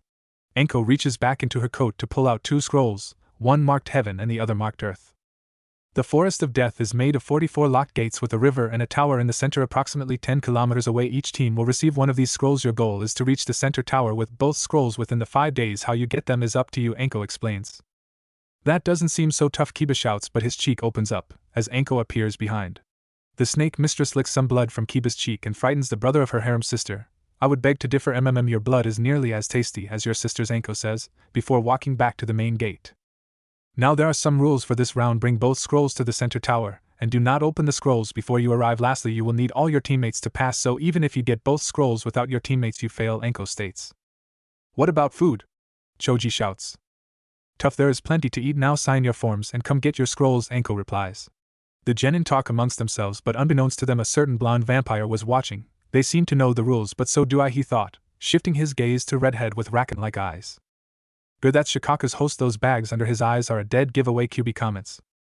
Gaara no Sabaku, son of the Yondaime Kazekage, Naruto muses but smirks, seeing Gaara look in his general direction. "He must sense you," QB Naruto says, and QB snorts. "Like that Tanuki compares to me, let alone you," QB says. "Ah, so you do think about me," Naruto says and smiles, seeing Karen looking directly at him. "I'll need keep my distance, but I'll be shadowing them," Naruto thought, keeping gaze on a member of the Kusa team. Soon each team have their respective scroll and line up at the respective gates. Team 7 finds themselves at gate 12. "You better keep your senses honed," Uzumaki Sasuke says. "I will also have my Byakugan," Hinata comments. One of the proctors unlocks the gate and checks his watch as the time ticks by, but the horns blare. Each team quickly rushes inside as the gates shoot open as the second round begins. Scene break. Screams soon fill the forest as the second round begins in earnest, but at the same time Anko sits under the shade of the booth near the main gate. "Music to my slow-beating heart," Anko thought. Mitarashi, a voice shouts, and Anko opens her eyes to see Kotetsu. "What, I'm trying for a nap here," Anko shouts. "We got 3 bodies," Kotetsu says, and Anko furrows her brow. "There is something odd about them," he adds. Anko sighs and rises to her feet to slip on her coat. "Lead the way," she says, following Kotetsu. The pair soon near 3 bodies near some Buddha statues. According to their IDs they are from Kusa, but as you can the faces are missing, Izumo says. Anko tsks and a silent growl with narrow eyes as the white of her eyes bleed black. "This is serious, inform Lord Third. Also inform him to mobilize at least 2 Anbu squads. Go," she shouts, and both vanish. Naruto Orochimaru is in the forest. He's impersonating a Kusa team, Anko thought. "I thought as much. I'll play with him for a little while," Naruto replies, and Anko smirks. "Happy hunting, my fox," Anko says. Music, Orochimaru fight theme. Sasuke glares heatedly at the Kusa ninja named Shiror with his Sharingan glowing in the shadows. "I still need to kill him. I will not die here," he thought, slipping a kunai in his mouth. Shiror licks his lips with a wide grin, his gaze slightly shifting to Hinata as the Hyuga tries to recover from his Ki blast. "Has your Uchiha blood awakened, Sasuke-kun?" Shiror sneers. Sasuke shoots across the branches towards Shiror into a leap as the Kusa ninja sends a burst of chakra. Sasuke counters with several kunai, but Shiror dodges as Sasuke maneuvers to a branch, launching off with a battle cry. The last loyal Uchiha sends a flurry of punches and kicks, but Shiror blocks evenly and Sasuke keeps up. I can see, Sasuke thought, dodging and countering Shiror's attacks. Shiror picks up his speed, but Sasuke keeps up and counters with back-to-back fireballs, forcing Shiror to change tactics and come at Sasuke through the tree branch. He's pretty good, Shiror thought, sending another burst of chakra. Sasuke dodges as it tears through a large branch and closes the gap, grabbing Shiror from behind into a plummeting piledriver. Sasuke quickly leaps back as Shiror stays rooted in place, but he gasps as Shiror melts into mud. Kawarimi, Sasuke thought, and quickly has to dodge a flurry of kunai. Sasuke uses ninja wire to propel himself around a large tree, but Shiror catches him as he lands with a combination of punches, knees and elbows. Sasuke tosses a paper bomb to distract Shiror as he leaps back, tossing shuriken with ninja wire attached. This is? Shiror says. Sasuke yanks hard and pins Shiror to a tree as he flashes signs to stop at Tiger, Katon, Ryuka no Jutsu. Sasuke shouts. The flames engulf Shiror as he screams in agony with the flames blowing a hole into the large tree. The flames die down as Sasuke tries to rein in his breath as Hinata slowly nears him, but both of them gasps as Shiror easily breaks the wire, before using a paralysis jutsu on them. I'm impressed by your Sharingan use, but it pales in front of your brother Sasuke-kun, Shiror says, part of his face melted away and revealed pale white skin. Sasuke struggles to move as Shiror touches his hitai to reveal a musical note instead of the kusa symbol. However, you can be so much more than him, he says, his voice changing. Who are you? Sasuke says. Shiror holds up their heaven scroll. My name is Orochimaru, he says, but suddenly his neck extends like a snake. Hinata gasps as Sasuke screams in pain from Shiror or Orochimaru's bite on his neck. Seek me out for more power, Sasuke-kun, Orochimaru says, after unlatching, and drops the scroll on the ground. Do enjoy my gift, Orochimaru adds, sinking into the ground. Hinata activates her Byakugan and scans the area as she retrieves their scroll. Where are you, Karen? She thought, checking on Sasuke. Song ends. Scene break. At the same time, Sasuke and Hinata were fighting for their lives. Karen was dealing with another team of genin from Konoha. Can we take her? One says. He has brown hair and eyes, wearing casual clothes with a weapons pouch. Karen quickly makes 5 clones and they charge to the genin. They're just illusions, the kunoichi says, having brown hair and gray eyes. Karen smirks as the clones kick each gen in the face as she flashes several signs, stopping at hair. Suetun, Mizurappa, Karen intones, firing a water blast and knocking out the genin. Karen quickly leaps away to search for her teammates, but she freezes as a thick blanket of ki erupts. Kukuku, a voice says. Karen slowly turns to Orochimaru standing behind her. Who are you? She says. Orochimaru licks his lips with a smirk on his face, but suddenly his head launches from a wide sword swipe, causing Karen to gasp as Naruto lands in front of her, but Orochimaru turns to Snakes. Kind of cowardly to run away from me, Snake. No matter, we'll see each other soon. Oh, one more thing, Anko says hello, and she looks forward to when I mount you on my wall, Naruto says, and Orochimaru melts into mud. Naruto sheathes his Chikuto but glances back to see Karen. I told you to go, he says. I know, but I was worried, Karen says. Naruto ruffles his blonde hair and adjusts his umbu mask. Come on, I'll take you to your team, he says, and both leap away. Naruto slowly as Karen keeps going. They're in the hollow tree, he thought, but his eyes narrow, sensing 3 near them. Karen lands in the clearing and makes her way to the tree, seeing Sasuke laying motionless and sweating. Hinata, Karen says, and the heiress looks up. Where have you been? Hinata says, slight anger in her tone. Karen kneels next to Sasuke with a sigh. After being blown away about that wind, I encountered a giant bear and then another genin team. I managed to knock them out, and got their scrolls, she explains, showing the earth scroll. Good, at least you were good for something. We were attacked by someone called Orochimaru, and he marked Sasuke with something, Hinata explains, and misses the frown from Karen. We'll stay here until the morning and make for the tower, Hinata states. What about Sasuke? Karen says, checking his vitals. Hinata looks down at the last Uchiha. He's starting to stabilize, he should awaken by then, she says, and Karen slowly nods. Scene break. Next morning. Team Dosa, led by Dosa with his teammates Zaku, Abumi, and Kintsuchi, were keeping a close eye on the hollow tree for Team 7. When are we gonna strike? I want to get my hands on that redhead, Zaku says. He has spiky, black hair and dark eyes with a beige shirt having 2 black stripes, and 3 prints of the kanji for death. A hapuri hitai under the cloth rather than connected to the metal plate, with a snake-patterned scarf around his neck. Maybe we can sell the Hyuga's eyes, Kin says.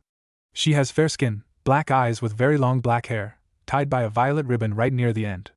A pale green vest similar to a flak jacket, snake-patterned pants, skirt over it, and a snake-patterned scarf around her neck. Those are interesting thoughts, however I can't allow that to happen, a voice croons. All 3 Oto ninja freeze, but before they could react, black roots ensnare them around their limbs. What the fuck is this? Zaku shouts but screams as his right arm is snapped in 2. This is for your thoughts on my family. Now instead of killing you 3, I'll give a bit of advice. The one you were sent to kill has the curse mark, the voice hisses and Dosa's breath hitches. Kin looks around in fear, but her eyes widen as a glowing eye emerges in the shadows of the bark, along with a white mask with only one eye visible. Why would Orochimaru-sama not tell us? Kin says. Frankly, I do not care. Now run along before I decide to devour your souls, the voice hisses, as mouths open among the shadows. The roots release them and Dosa looks with a wide eye. Let's go, he says. What are we gonna let some voice keep us from killing this Sasuke? Zaku shouts, clutching his broken arm.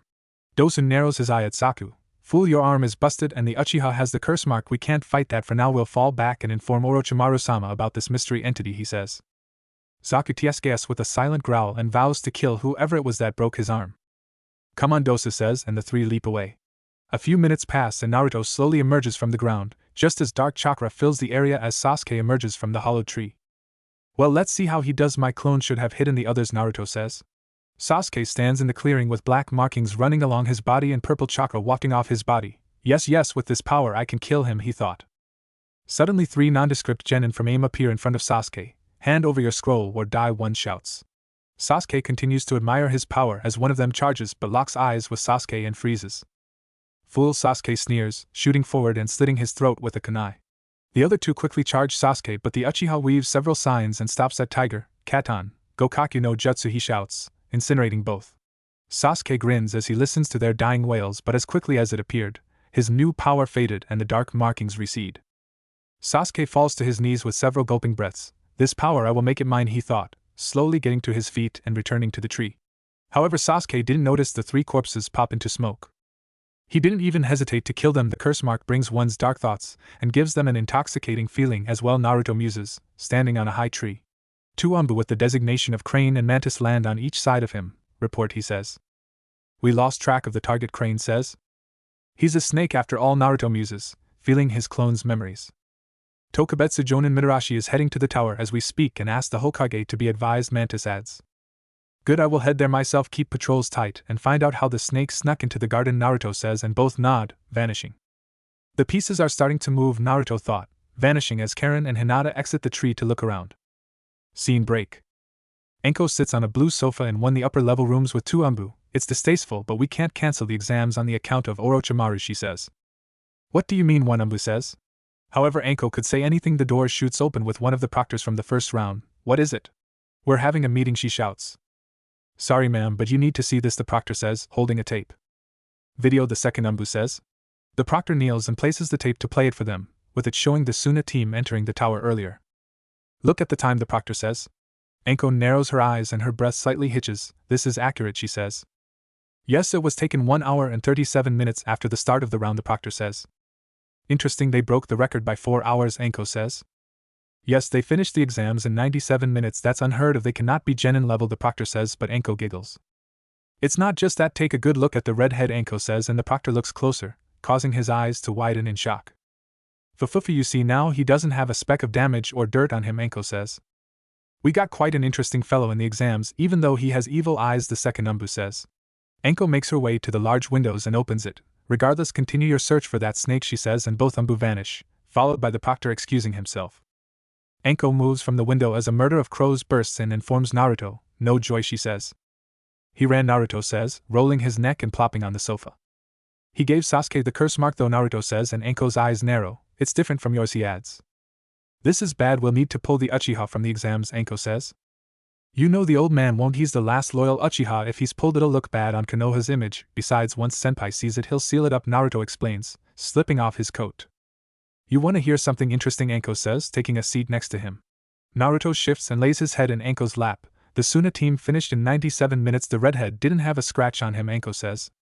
That was a foregone conclusion, he's the Jinchuriki of the Ichibi, Naruto says, and Enko's breath hitches, plus he's Orochimaru's linchpin, he adds. Enko frowns and strokes the shaved portion of Naruto's hair.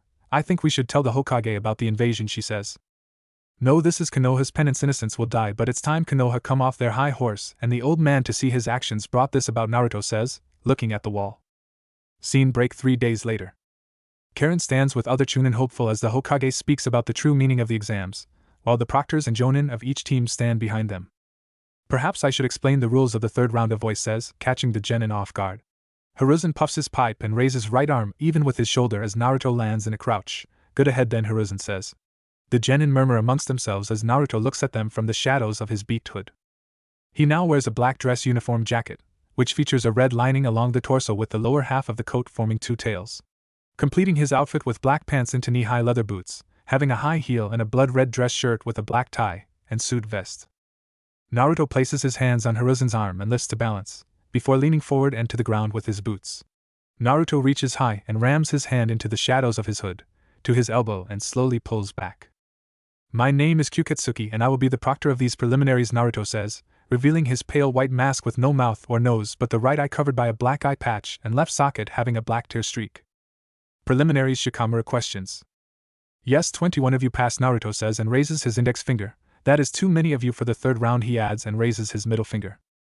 The finals take place in front of many important guests. As Lord Third said, I'm sure none of them would like sit through boring matches with weak people. Naruto continues and smirks, seeing some angered faces, and raises his ring finger. Now before we start, would any of you like to drop out? Naruto says.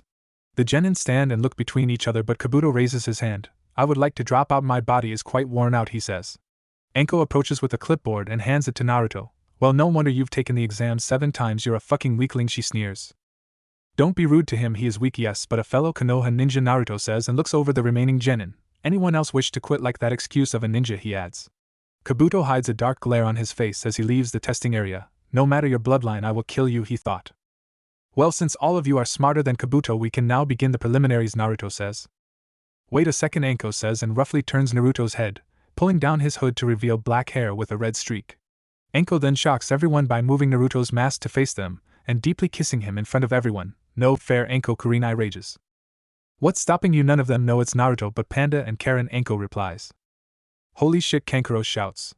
Teammate gasps as kurenai moves from her spot among the jonin and marches up to Naruto and Enko, pushing the latter aside and kisses Naruto herself. Kurenai sensei? Kiba shouts.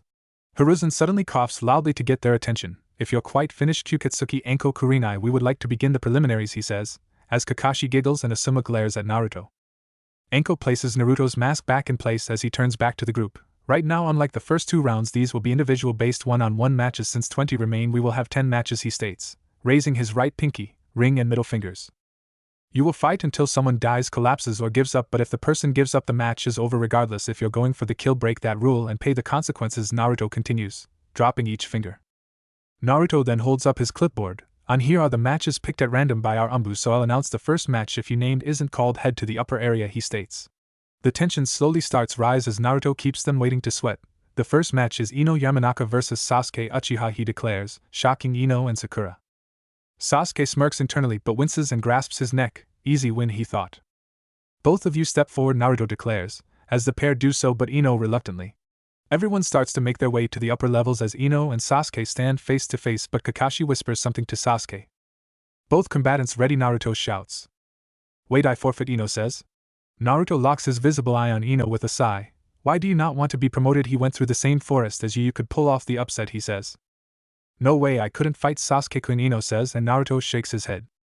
Fine, winner Sasuke Uchiha, you can both head to the upper levels. However, Yamanaka, you should give up entirely. You're a kunoichi of Konoha, not some pampered princess hoping for some boy to save you. I hope you watch the coming matches and see how real kunoichi battle, Naruto states and clears his throat, looking at his clipboard. The next match is Masumi Tsurugi vs Kankuro Sabaka, Naruto announces. Scene break, Konoha rookies. Why did you and that freaky proctor kiss that? Kiba says. Kurenai looks at her student and the other rookies as Sasuke was taken by Kakashi. He's my fiancé and I share him with Enko, she explains. Share him, Ino says, incredulously. Asuma silently scoffs and looks to the fight as Masumi attempts to snap Kankuro's neck. He's under the CRA or clan restoration. This allows a single male member to marry multiple women to repopulate his clan, he explains, and here's the snap. However, none of you know it is someone your age, Asuma thought. Tenten was listening but shifts her gaze to Naruto, and her thoughts drift to her dreams lately. No way you would go for me then, she thought.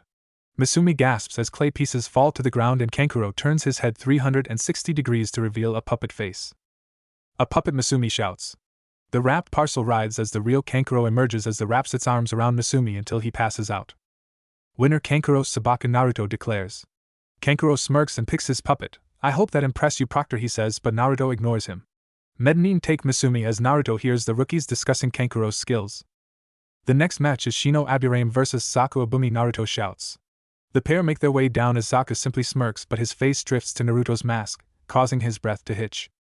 That's the same mask, Zaku thought, gnashing his teeth. Shino stands impassively as Zaku switches his gaze between him and Naruto.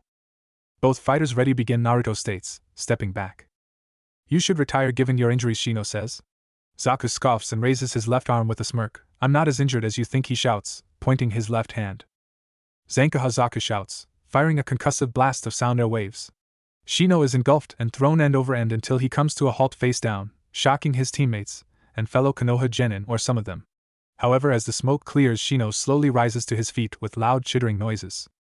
What Zaku says, looking around. However, Zaku suddenly sees bugs emerging from points on Shino's body. Bee bugs, they're bursting from inside his body? He thought. Hell, what are you trying to pull? Zaku shouts but gasps, and looks back to see more bugs coming from behind him. These insects are known as Kikeichu. They attack en masse and devour chakra, and with this amount your loss is guaranteed, Shino says, and Zaku gnashes his teeth. If you attack me with your left, my Kikeichu attack you and vice versa as well, Shino says, and Zaku smirks, wrenching his right arm from his sling. Then how about I use both? Zaku shouts and points both arms at both Shino and his Kikeichu. He made you believe his right arm was useless and caught you off guard, Dosa thought. Zanku Zaku starts but his arms burst, at the forearms with blue chakra and shocking many watching. Zaku screams in pain but sees Kikeichu in the holes in his palms. I managed to sneak some onto you, Shino says, appearing behind him. Zaku attempts to attack but Shino connects with a back fist to his face, sending him flying back to the ground. Naruto approaches and sees the serious damage to Zaku's arms. Zaku is unable to continue. Winner is Shino Aburame, he declares. Mednin come to pick up Zaku as Naruto listens to Guy explaining the Aburame clan to his students. Let's start the third match. It is Karen Uzumaki versus Sakura Haruno, Naruto declares. Sakura looks around for Sasuke to watch but he was still gone with Kakashi, while Karen makes her way down. Haruno, get down here or be disqualified, Naruto shouts. Sakura slowly comes down as Karen is waiting for her. I want Sasuke-kun to watch me, Sakura says. So you can't fight without him watching? Are you no different that Yamanaka are pretending to be a ninja if you're not? Begin, Naruto says, and Sakura glares at him. She then turns her attention to Karen. I bet if I beat her Sasuke-kun will praise me, Sakura thought, reaching into her pack. Sakura fires a dozen shuriken towards Karen but the redhead draws a kunai to block them, with the remains hitting her gloves but doing her no harm. Sakura quickly rushes Karen and creates 3 clones to confuse her, not remembering Karen was a very adept censor. Suetun, Mijuim Nabara, Karen recites, after weaving signs and stopping at Tiger. Karen spews a viscous amount of water onto the ground and Sakura steps right into it, catching her left leg to knock her forward. What is this? Sakura screeches, catching herself with her right hand but trapping her more. Sakura-san, we were training together for a month during our mission yet you still didn't even bother to change, Karen says and appears behind Sakura with her hands outstretched. Suetun, Suiro no Jutsu, Karen says, and the viscous water forms the water prison. Sakura struggles to hold her breath and quickly mouths her surrender, causing Karen to free her. Winner Karen Uzumaki, Naruto declares. Scene break. Kakashi appears with a puff of smoke as Mednin helps Sakura from the arena floor. Oya, Sakura fought, he says. Yeah, and she lost to Uzumaki, Asuma comments. She showed quite youthful skill, Guy states, and Kakashi glances his way. You say something, Guy, Kakashi say, and Guy balks, muttering about hip attitude. The rookies were also conversing among themselves. Your teammate is skilled, Shino comments. We will see if we ever fight, Hinata states and glances to Niji, as he stares but looks away. She didn't even graduate with us, how is she that strong, Ino says. She was taught by her cousin, Tenten says, shocking some of them. Who's her cousin, Choji asks. It's in her last name, her cousin is Naruto, Shikamaru says. Kankuro walks up to their conversation. So who's this Naruto character, he asks, and Kiba scoffs. He was the dead last of our year but disappeared 3 years ago, and reappears a few months ago as a chunin, Kiba says. Somehow, Ino says, chiming in. Naruto should be someone to strive for. Yes, he was the dead last but in 3 years improved enough to become a chunin, Kurenai says, watching Naruto as the other proctors clean up Karen's jutsu. I'd bet I could beat him, Kiba says, and Akamaru barks, causing Kurenai to internally roll her eyes. Naruto would rip you apart, or Hana would do it for him, Kurenai thought. The next match is Tenten Higurashi versus Tamari Sabaka, Naruto interjects. The pair slowly make their way down to the arena floor. Watch me, Naruto, Tenten thought. If that pink thing is any indication of Konoha Kunoichi, then I have nothing to worry about, well, except for the Uzumaki, or maybe the Hyuga, Tamari thought, hand on her hip. Do your best, Tenten, Lee shouts, as Guy cheers with him. Alright, the next match begins, Naruto shouts. Tenten immediately widens the gap between them as Tamari remains still. What are you planning to make a move after I do? However, it will be too late for you to counter, unlike you girls playing Kunoichi. I am the real thing, Tamari says, and Tenten glares. She quickly leaps and tosses a half-dozen shuriken but Tamari brushes them aside by unknown means. They miss. No, you use futon, Tenten says, and Tamari smirks. What if I do? Are you now scared? Tamari says, in a mocking tone. Calm down and don't let her rattle you, Tenten thought, measuring the distance between them. Tamari reaches for her fan but Tenten suddenly races around her into a leap with the scroll unfurling around the bun hair Kunoichi. Take this, Tenten shouts, as weapons burst from the scroll. Tamari moves almost completely unseen by Tenten as she lands with weapons scattered around. No way. Tenten shouts. Tamari holds her fan with a large purple circle visible. This is the first star. If you see the third star, then this match is over, she says. Don't give up, Tenten, Lee shouts. Tenten closes her eyes to calm down. I know that Leah was saving this for the main fights, but I have no choice but to use it, she thought, pulling out 2 scrolls. Naruto watches Tenten place both scrolls on the ground with her palms on them. Tamari is a bad opponent for you, even using that coupled with your right arm will fail, he thought. Sashoria, Tenten shouts, creating a huge burst of smoke. The smoke rises to form 2 dragons, but the smoke dispels to reveal the scrolls as Tenten leaps upward. Tenten unleashes an inordinate amount of weapons, but Tamari counters, opening her fan to the second star with a full spin and creating a vortex of wind. Tenten lands with her weapons littering the ground, but she wasn't down as she backflips into the air with ninja string coming from her fingers to grasp her weapons. Right-on, Rensa Kaminari, Tenten shouts, sending right-on through her strings and electrifying her weapons. Tamari is momentarily shocked but smirks and swings her fan, knocking the weapons and Tenten away with her landing on the ground with a skid. That was mildly impressive but futile against me, Tamari says, her fan now showing all 3 fans. Tenten gasps as Tamari vanishes and looks around. I'm right here, Tamari says from behind her. Futon, Kamaitachi no Jutsu, Tamari shouts, swinging her fan wide. Tenten gasps as she's hit by a vortex of wind that lifts her off the ground and cuts her from all sides. Tenten? Lee shouts.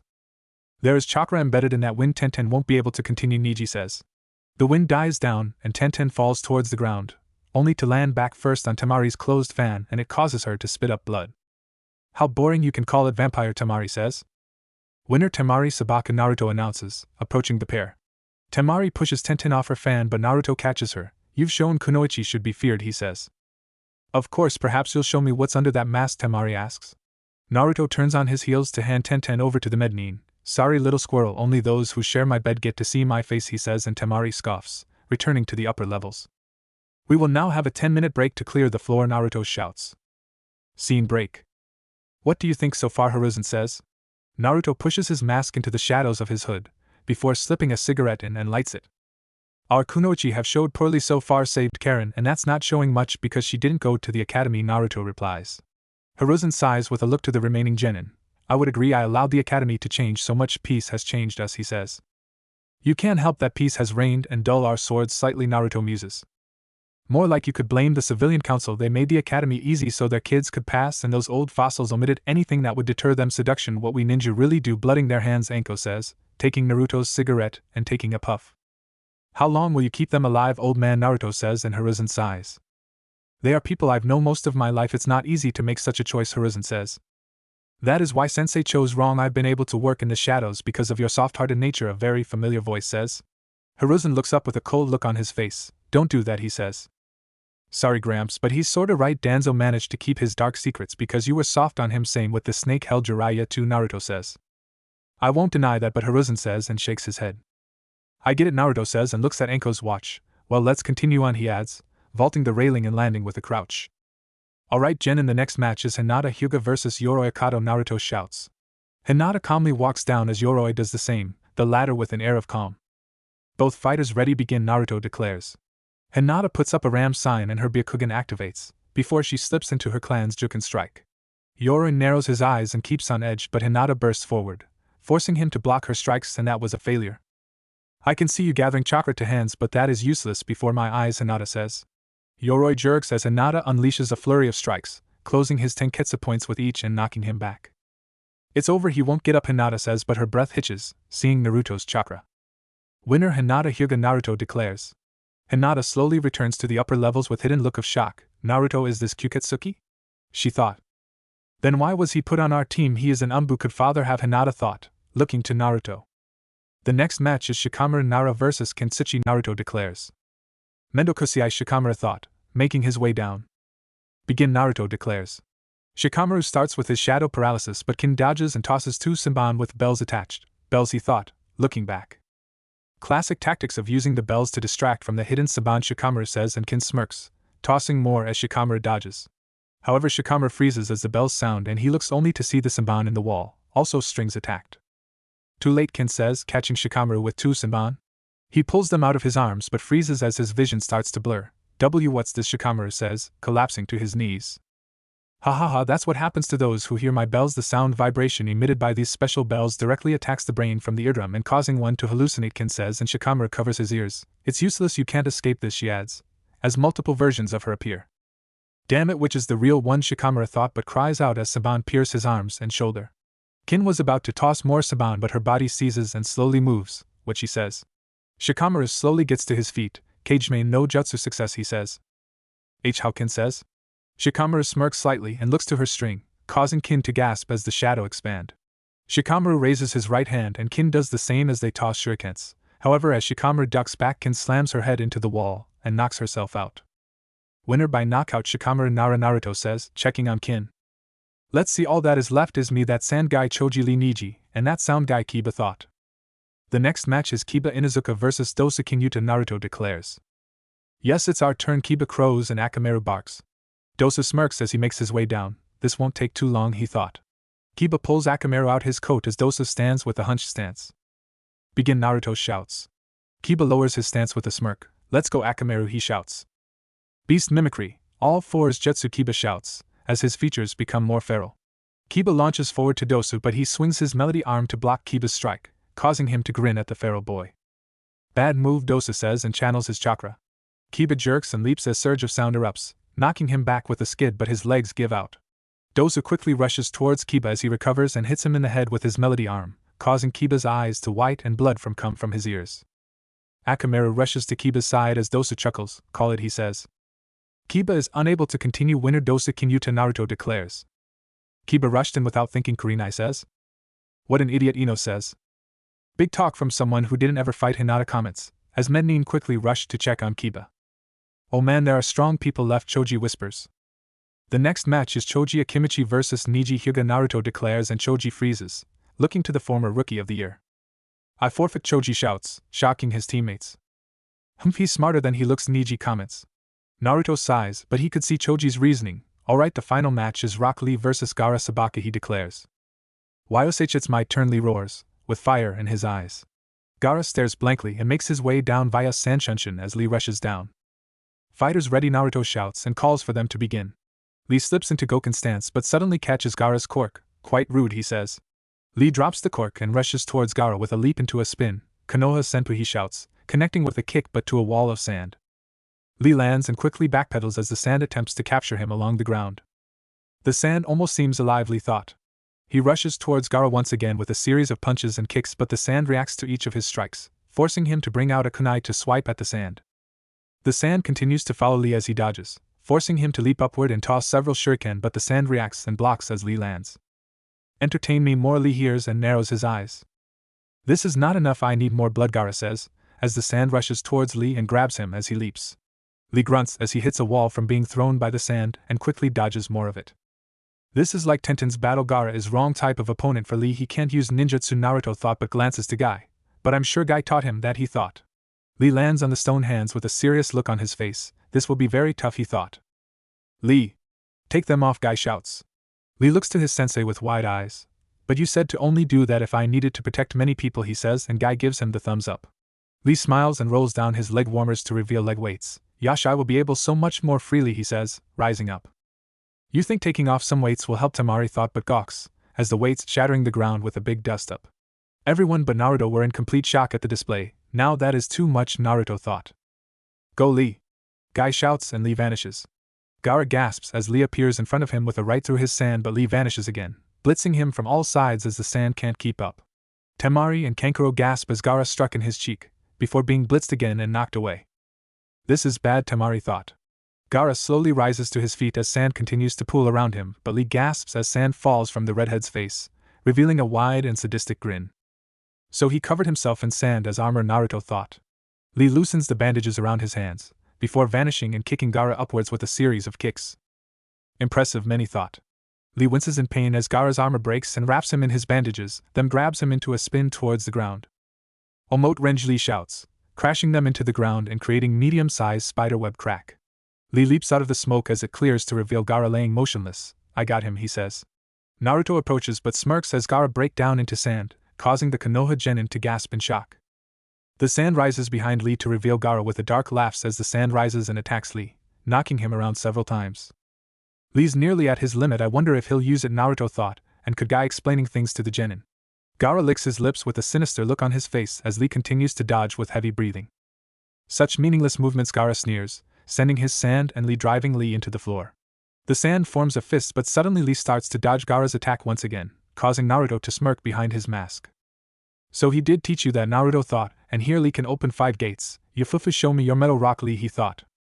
Music, need to be strong, Naruto oaths. Lee crosses his arms over his chest as the air seems to heat up around him as his skin turns red and blue chakra wafts off his body. Hashiman, Simon Kai, Lee thought, the ground cracking up him. Lee's pupils are no longer visible as the ground cracks further and pieces lift off the ground, but he lowers his stance. Hashiman, Shaman Kai, he thought. Naruto activates his Sharingan as Lee launches forward, shattering the ground in his wake and kicking Gaara in the chin. The air around them is violently disturbed as dust rises in a forming cloud, while Gaara emerges above with his sand armor cracking more and more. Where's Lee? Ino shouts. Lee appears above Gaara with a punch and creates a small shockwave, before appear behind with another minor shockwaves. Lee blitzes Gaara from all sides using the walls and ceiling as springboards to attack him. What? My sand armor is being torn away, Gaara thought, pinballing between Lee's attack. Naruto narrows his eyes as he could hear Lee's muscles being torn with every movement. Fool to go this far, he thought. Hashiman, Taman Kai, Lee thought, opening the fifth gate as blood runs down his nose. Gaara's eyes were wide as Lee closes in on him. Impossible to defend myself, is he human? He thought. Lee vanishes and connects with a blow to Gaara's stomach, sending him plummeting to the arena floor, but he nearly folds backwards as Lee pulls him back with his bandages. Watch me, Niji, I was saving this for you, see it now, and what's to come, Lee thought. You're a wrench! Lee roars, connecting with a punch and kick. The ground buckles as both land with a kick-up of dust and debris, causing everyone to cover their eyes. The dust cloud slowly dissipates with Lee not far away from Gaara, who is laying on a bed of sand. Gaara reaches out his hands slowly with gritted teeth as the sand moves, causing Lee to attempt to move, but his body is racked with pain. The sand creeps closer and closer as Lee tries to move. I forfeit, Lee shouts. Song ends. Scene break.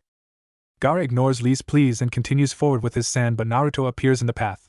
The match is over enough, Naruto says. Gaara slowly rises to his feet with a blank look. Not until I kill him, he hisses. Did you not hear my rules earlier? If I call the match, it's over, but if you break that rule, Naruto says and starts leaking his ki. Gaara clutches his head as a voice screams for him to kill Naruto, but their sensei Baki appears behind Gaara. Enough, Gaara, he says. You should keep your genin on a leash, Naruto says and clear his throat. The preliminaries are now over, all winning genin come down, he adds. Enko and Ibiki approach Naruto to stand on each side of him as Hiruzen stands behind them. Congratulations on passing to the final round of the Chunin exams. I turn things back to Lord Third and return to the shadows to entertain us, Naruto says, vanishing before their eyes. As Kyuketsuki said, I will now explain the rules for the third and final round of the Chunin exams, Hiruzen states. Scene break. Tenten slowly opens her eyes but groans in pain. Where am I? She whispers, looking around but remembers her defeat at Tamari's hand. Tamari was a bad opponent for you, a voice muses. Tenten slowly sits up with a groan to see Naruto appearing out of the shadows, with his Umbu mask on, but he removes it. What did I miss? Tenten asks. Niji got a forfeit win to Choji and Lee lost to Gaara, Naruto replies and takes a seat. Lee even used the gates and ripped his muscles but still lost like you, a bad opponent, he adds. Tenten grits her teeth and sighs. Gai-sensei must be upset about Lee, she whispers. He is. Lee tore himself apart, and will be out of commission for a long time, Naruto says.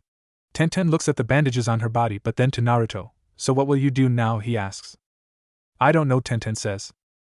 Perhaps bite the forbidden apple, Naruto says, waving his hand and now holding an apple. Forbidden apple? Tenten questions. Naruto takes a slow bite of the apple. Do you remember the conversation we had at your parents' shop about my bloodline? He says, after swallowing. I didn't say anything, Tenten says, and Naruto grins. But you thought it, and yes, my bloodline can be passed to others. In fact, I've passed it on to 4 people, Naruto says, and Tenten narrows her eyes. That Proctor and Kurenai-sensei, Tenten says, and Naruto eye smiles. Also Kiba's older sister, and an Umbu named Nico. The 4 of them knew my mother, Naruto explains, and Tenten gasps, as the white of Naruto's eyes bleed black.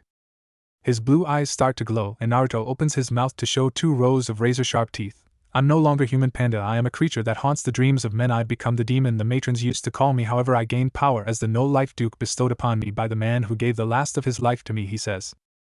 Tenten stares at Naruto with flickering dark eyes, and the blonde simply eye smiles once again. I also know about the dreams, he says, and her breath hitches. My queens have been haunting your dreams and guiding you towards this conclusion where you would possibly ask that question. I don't fault them for it, but I prefer not force someone into this, Naruto says and pauses to look her in the eye. If you take the forbidden apple you would gain power, but you could no longer remain a part of Team Guy. You couldn't stay with your parents. You would see them, Guy, Lee and Niji, as your next meal, Naruto adds. The room soon devolves into silence with only Tenten's breathing for ambience. She starts, but Naruto covers her mouth with his right hand. Take the month. Do not take this forbidden apple thoughtlessly. Put aside the dreams, put aside the words if that is your desire to have real power, Naruto says and pulls his hand, rising to his feet. Naruto bites the apple once again as he back into shadows as it accents his glowing blue eyes. Will you live as a human or live as a monster, he says, vanishing into the shadows and leaving Tenten alone. What if Naruto has harem with Hinata, Hana and kurenai?